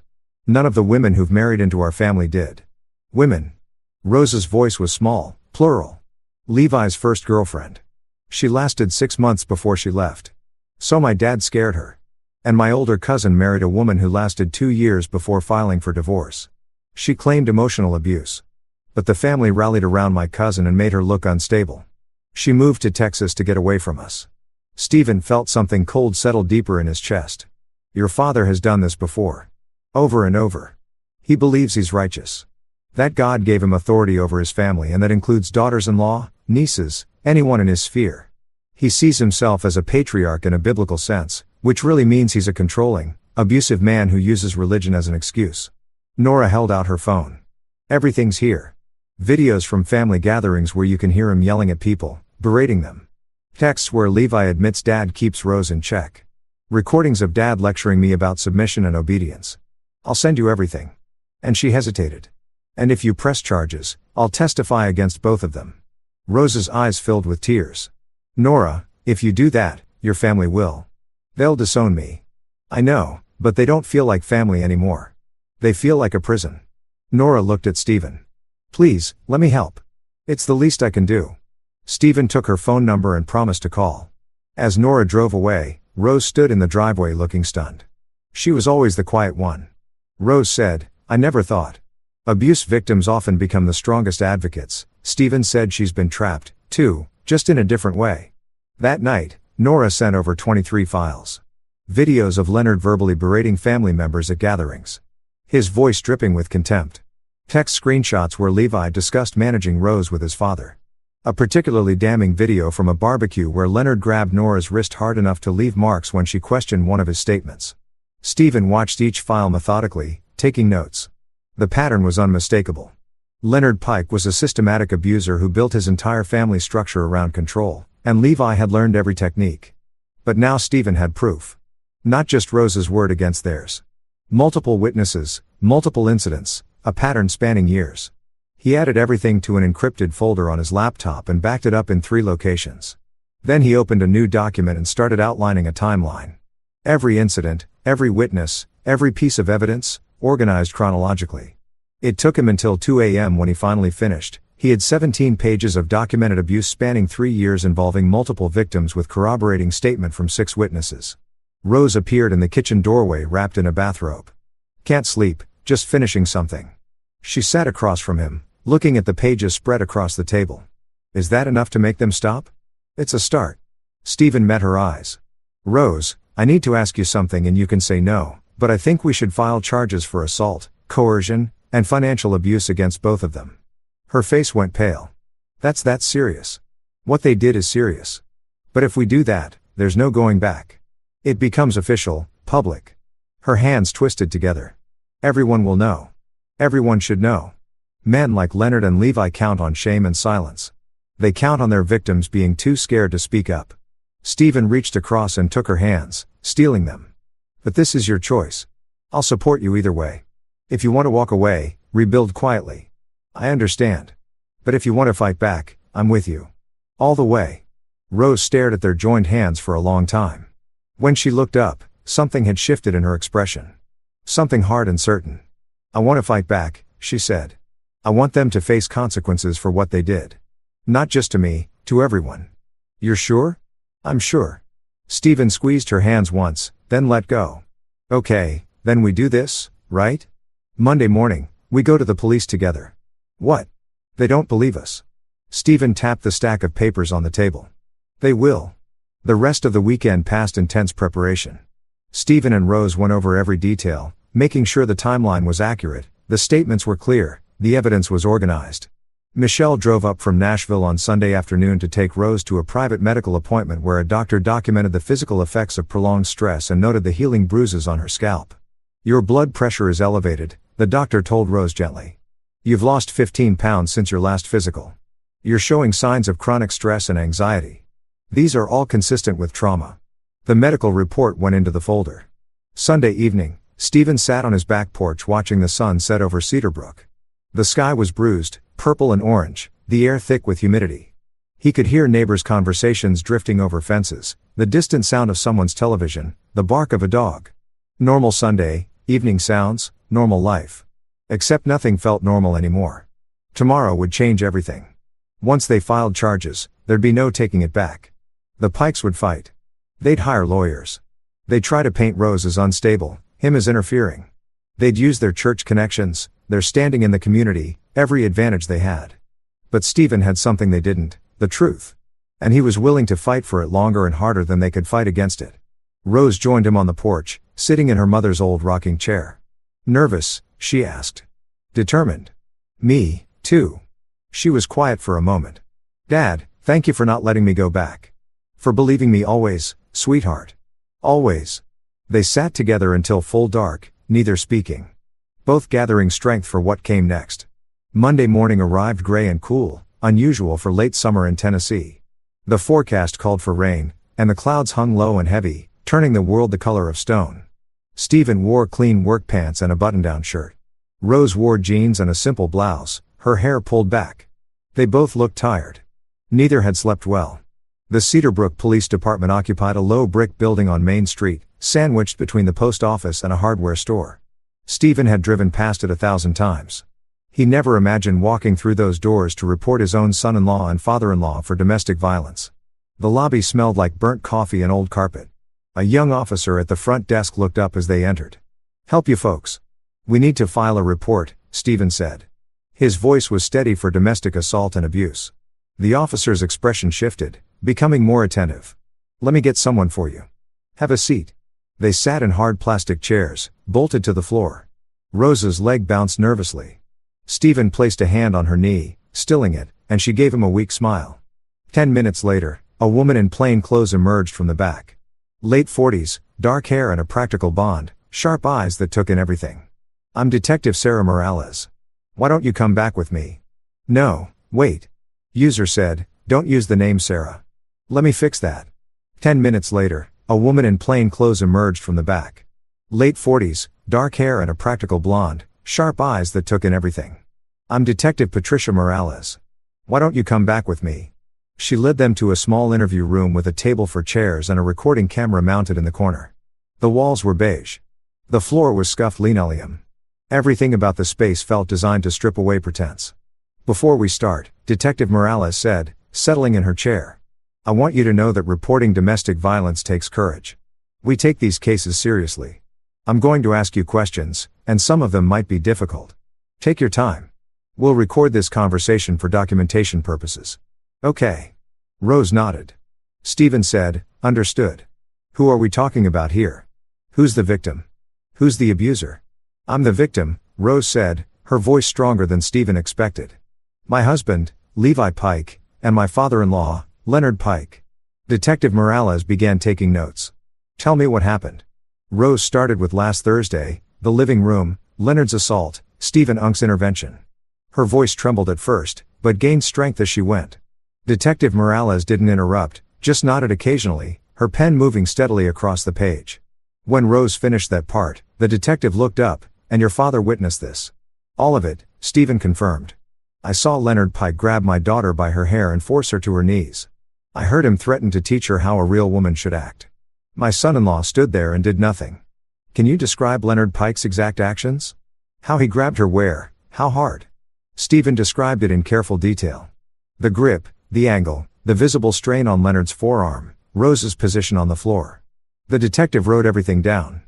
"But that's not all." Rose said, "It's been going on for more than a year. The violence, the control, it's systematic." She described the progression. Financial control, phone monitoring, isolation, physical intimidation, Levi locking her outside, Leonard's escalating corrections. Stephen watched Detective Morales' expression shift from professional attention to something harder, more personal. "Do you have evidence of any of this?" the detective asked. Stephen produced the folder. Written statements from Rose, witness statements from her co-workers, text messages, medical documentation, bank records showing financial control, recordings, he said on the table between them. "It's all here." Detective Morales opened the folder and began reading. The room fell silent except for the rustle of paper. 2 pages in, she looked up. This is extensive. It's systematic. Stephen repeated Rose's word. This isn't a one-time incident. It's a pattern of abuse. The detective spent 20 minutes going through every page. She asked clarifying questions, requested contact information for the witnesses, made her own notes. When she reached Nora Pike's statements, she paused. This is the defendant's sister. Yes, Rose said. She's willing to testify against them. That's unusual. She's been dealing with their abuse her whole life. Detective Morales closed the folder and looked at Rose directly. Ms. Danner, I'm sorry, Miss Pike. Danner. Rose interrupted quietly. I'm going back to my maiden name. Ms. Danner. Based on what you've told me in this evidence, we have grounds for multiple charges. Domestic assault, coercive control, false imprisonment, financial abuse. Are you prepared for what comes next? This will mean investigations, possible arrest, court proceedings. Your husband and father-in-law will know you filed charges. I know they may retaliate. I know that, too. Detective Morales nodded slowly. Good, because I need you to be sure. Once we start this process, it's going to be difficult. These cases often are. Rose's hands were clasped tight on the table, but her voice didn't waver. I'm sure I want to press charges against both of them. All right. The detective looked at Stephen. And you're willing to testify as a witness? Absolutely. Then here's what happens next. I'm going to take your full statement, document everything and pass this to our DA's office.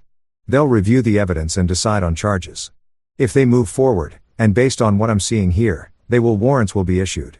Do either of you know where the Pikes are right now? Levi works at Secure Life Insurance on Cypress Street. Rose said, Leonard's usually a home for 28 Oakmont Road. Detective Morales wrote it down. We'll coordinate with patrol. When we make arrests, we do it carefully. Mr. Danner, I recommend you and your daughter stay somewhere these men don't know about for the next few days. Do you have somewhere safe you can go? Stephen hadn't thought of that. My sister's in Nashville. That's probably smart. Just until things settle. She stood. I'll need a couple more hours with Rose to get her complete statement. Mr. Danner, you're welcome to wait or come back. I'll wait. Rose gave him a grateful look as Detective Morales led her to a different room for the detailed interview. Stephen sat in the lobby, his phone in his hands, watching people come and go. A woman filing a noise complaint. A man reporting a stolen bicycle. Normal problems for a Monday morning. His problem was far from normal. 3 hours later, Rose emerged looking exhausted. Detective Morales walked them to the door. We'll move fast on this, she said. Expect calls from the DA's office within 48 hours. And Ms. Danner, you did the right thing. Rose nodded wordlessly. In the truck, Stephen pulled out onto Main Street and headed toward the highway. We're going to Michelle's. What about your shop? I'll call my assistant manager. He can handle it for a few days.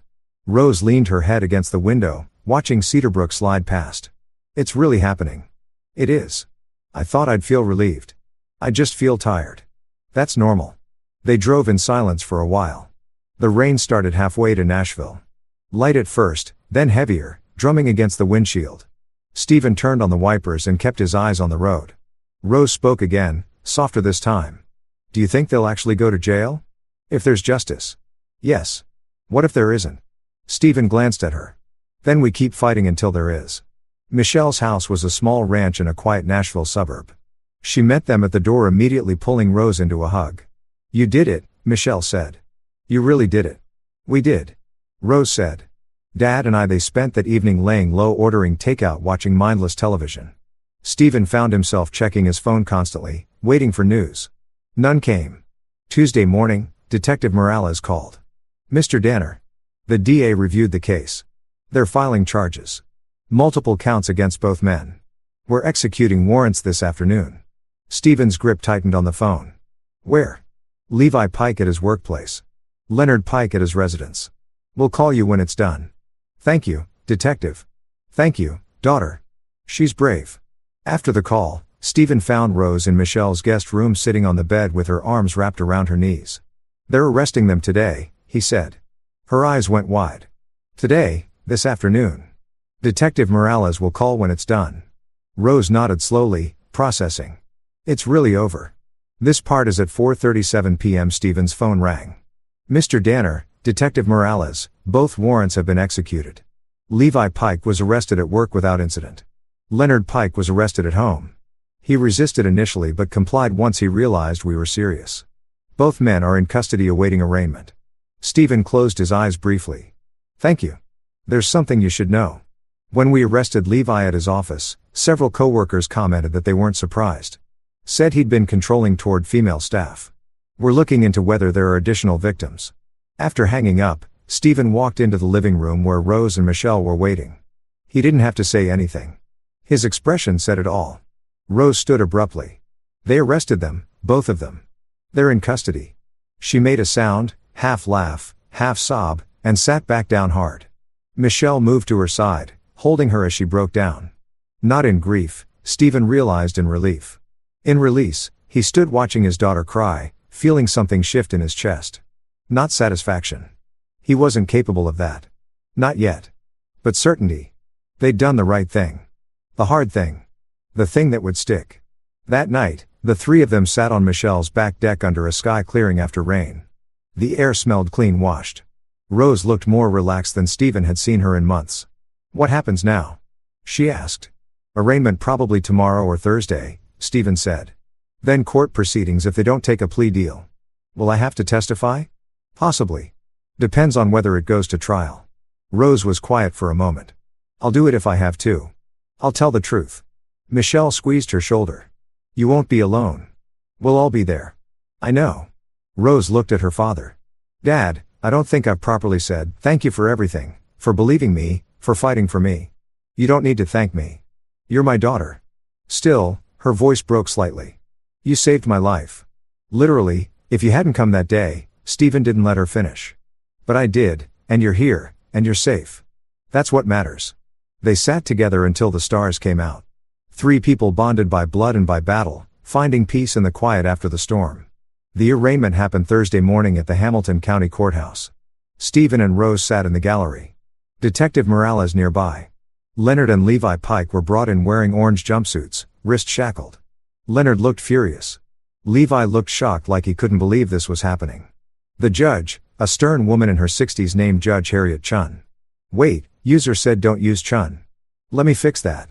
The judge, a stern woman in her 60s named Judge Harriet Wallace, read the charges in flat, professional voice.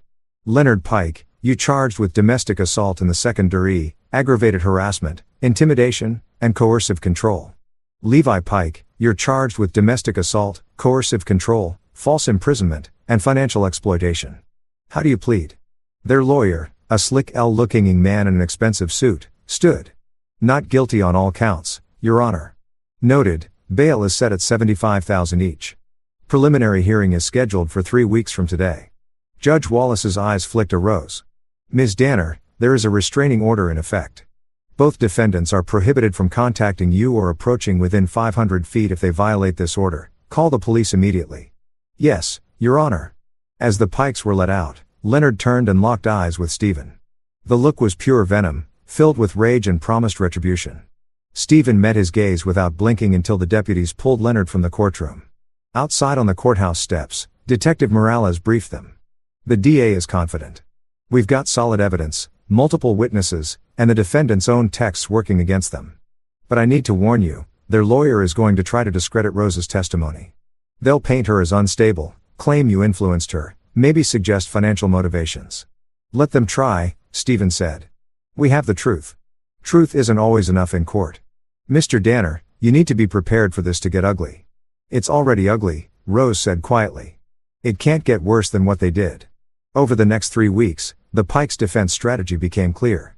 Their lawyer filed motions claiming Rose was mentally unstable, that Stephen had brainwashed her, that the financial control was simply responsible household management. They tried to get Nora's testimony excluded, claiming family bias. None of it worked. The preliminary hearing came and went. The judge finding sufficient evidence to proceed to trial. The DA offered a plea deal, reduced charges in exchange for guilty plea. Leonard refused. Levi wavered, but ultimately followed his father's lead, so went to trial. The trial began on a crisp November morning, 2 months after that Thursday afternoon, in the living room. The courthouse buzzed with activity, but courtroom 3B was quiet when they entered, just the sound of shoes on tile and papers rustling. Stephen sat in the front row behind the prosecution table.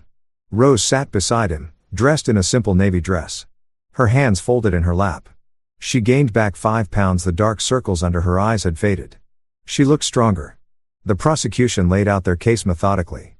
They started with Stephen's testimony, what he'd witnessed that Thursday, his daughter's condition, the mark on her scalp. The defense attorney, a man named Richard Cross, tried to shake him during cross-examination. Mr. Danner, isn't it true that you disapproved of your daughter's marriage from start? No. You never had concerns about the Pike family? Not until I learned they were abusing my daughter. Or was this about control? You couldn't stand that Rose had a new family. Stephen's voice stayed level. This is about a grown man assaulting my daughter in her own home while her husband watched. That's what I saw. That's what happened. Cross tried to rattle him for 20 minutes. It didn't work. Stephen had spent weeks preparing, going over every detail with the prosecutor. He knew what he'd seen, and he refused to be shaken from it. Rose testified next. She spoke clearly, describing the pattern of abuse, the escalation, the fear. Cross tried the same tactics, suggesting she was emotionally unstable, that she'd misinterpreted firm guidance as abuse, that she'd been influenced by her father. Ms. Danner, you admit your father recorded your statement. Isn't it possible he coached you on what to say? No, he recorded the truth. My truth. But you were emotional, vulnerable. Maybe you said what you thought he wanted to hear. Rose's voice hardened. I said, what happened? Leonard Pike grabbed my hair and forced me to my knees. Levi Pike controlled every aspect of my life. Those are facts, not feelings. The jury, 8 women from men, watched intently. The prosecution called Rose's co-workers. Each one described her deterioration over the past year. The tears, the anxiety, the bruises she tried to hide. Ashley's testimony about the parking lot confrontation was particularly powerful. Then Nora took the stand. She looked small in the witness box, but her voice was steady. She described growing up under Leonard's control, watching him berate her mother until she fled, seeing Levi adopt the same tactics. She described the family's pattern of abuse spanning decades. Cross attacked her credibility viciously, suggesting she was testifying out of spite that she'd fabricated evidence to hurt her family. But Nora didn't break. She'd spent too many years under Leonard's thumb to be intimidated by a lawyer. My father is an abusive man, she said simply. My brother learned from him. Rose is one victim in a long line of victims. I'm testifying because it needs to stop. The prosecution played the videos Nora had provided. The jury watched Leonard verbally destroying family members, grabbing Nora's wrist, creating an atmosphere of fear and control. They heard Levi's texts admitting his father keeps Rose in check. By the end of the first week, the defense was scrambling. Leonard took the stand to defend himself. A mistake. He couldn't hide his contempt, his belief that he had the right to control his family. When asked about grabbing Rose, he said, sometimes women need firm correction. It's biblical. She was being disrespectful, and I was teaching her the proper way to conduct herself. The prosecutor pounced. You believe you have the right to physically assault your daughter-in-law.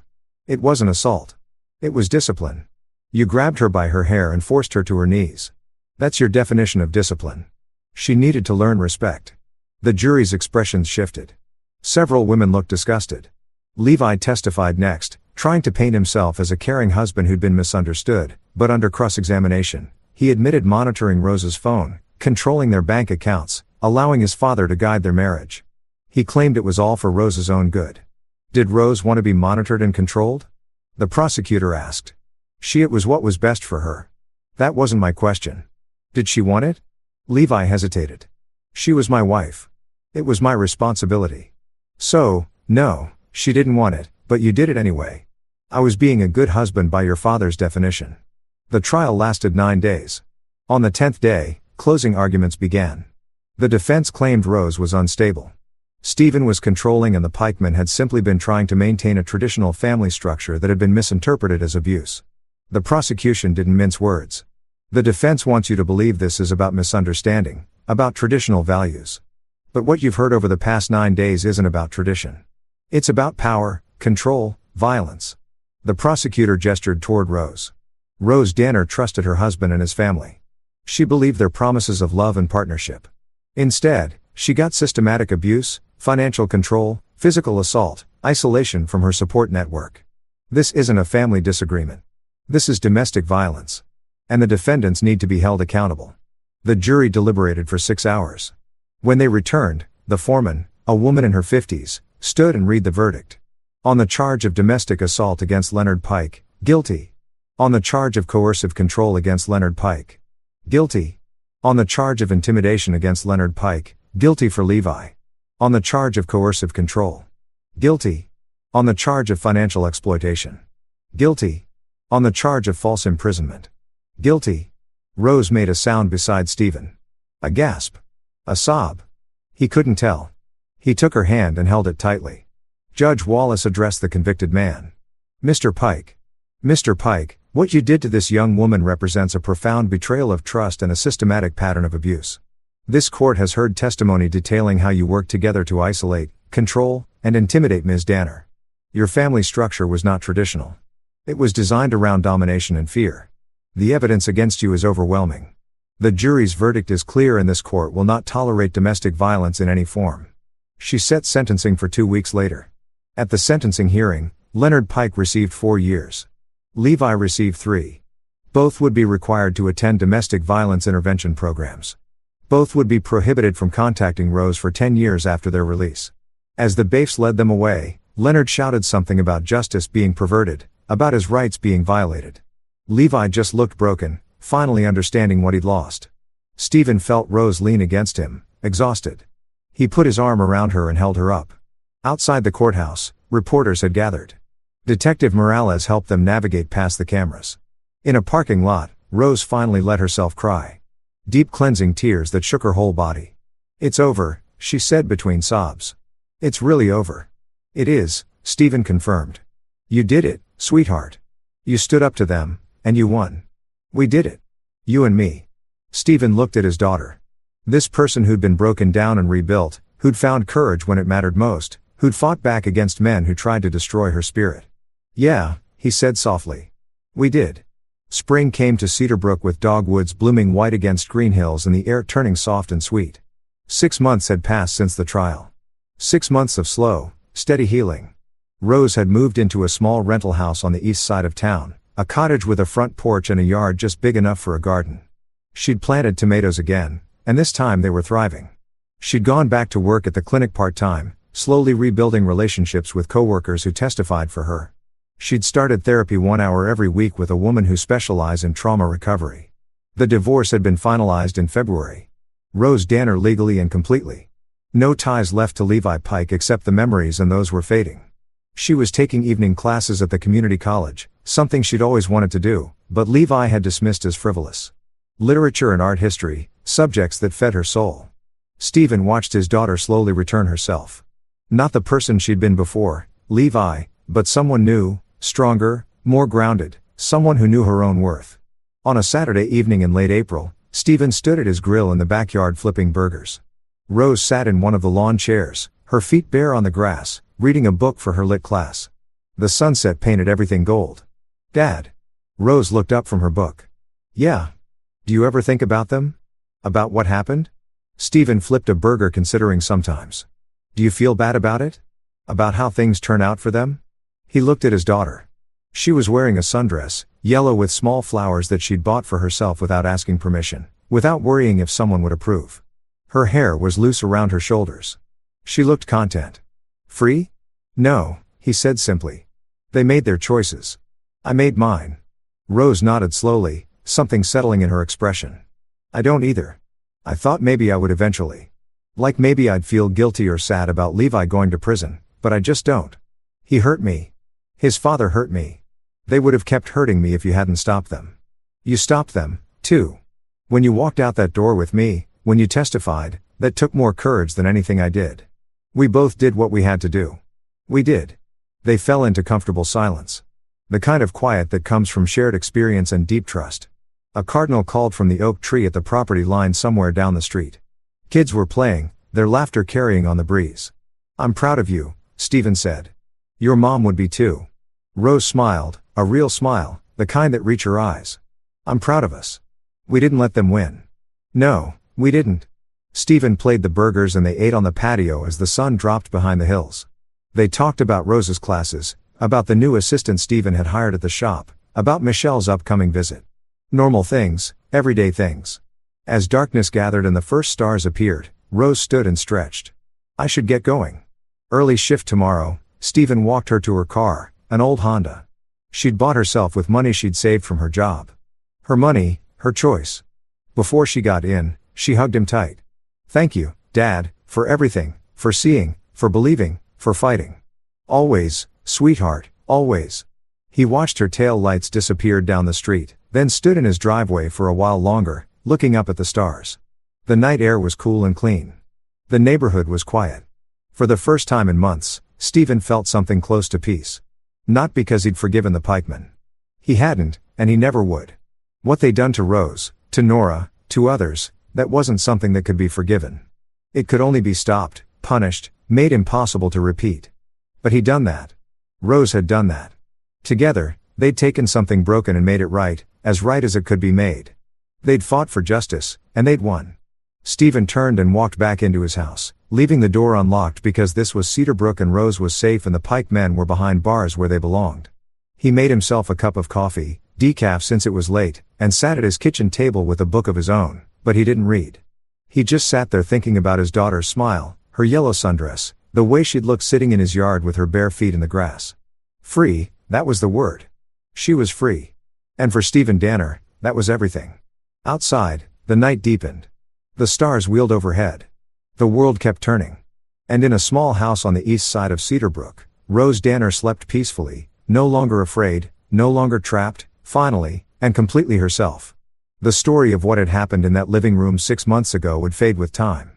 People would move on to other scandals, other stories, but the truth would remain documented and preserved, a warning to anyone who thought they could abuse their power over those they claimed to love. Leonard and Levi Pike had learned that lesson the hard way. And Stephen Danner had learned something, too.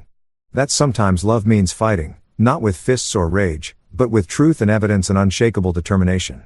That sometimes the most important thing a father can do is stand between his child and danger no matter the cost. He paid no real cost in the end. Lost no sleep over the Pikes' imprisonment. Felt no guilt over their fate. They'd earned every consequence that came their way. And Rose had earned her freedom. That was justice and that was enough.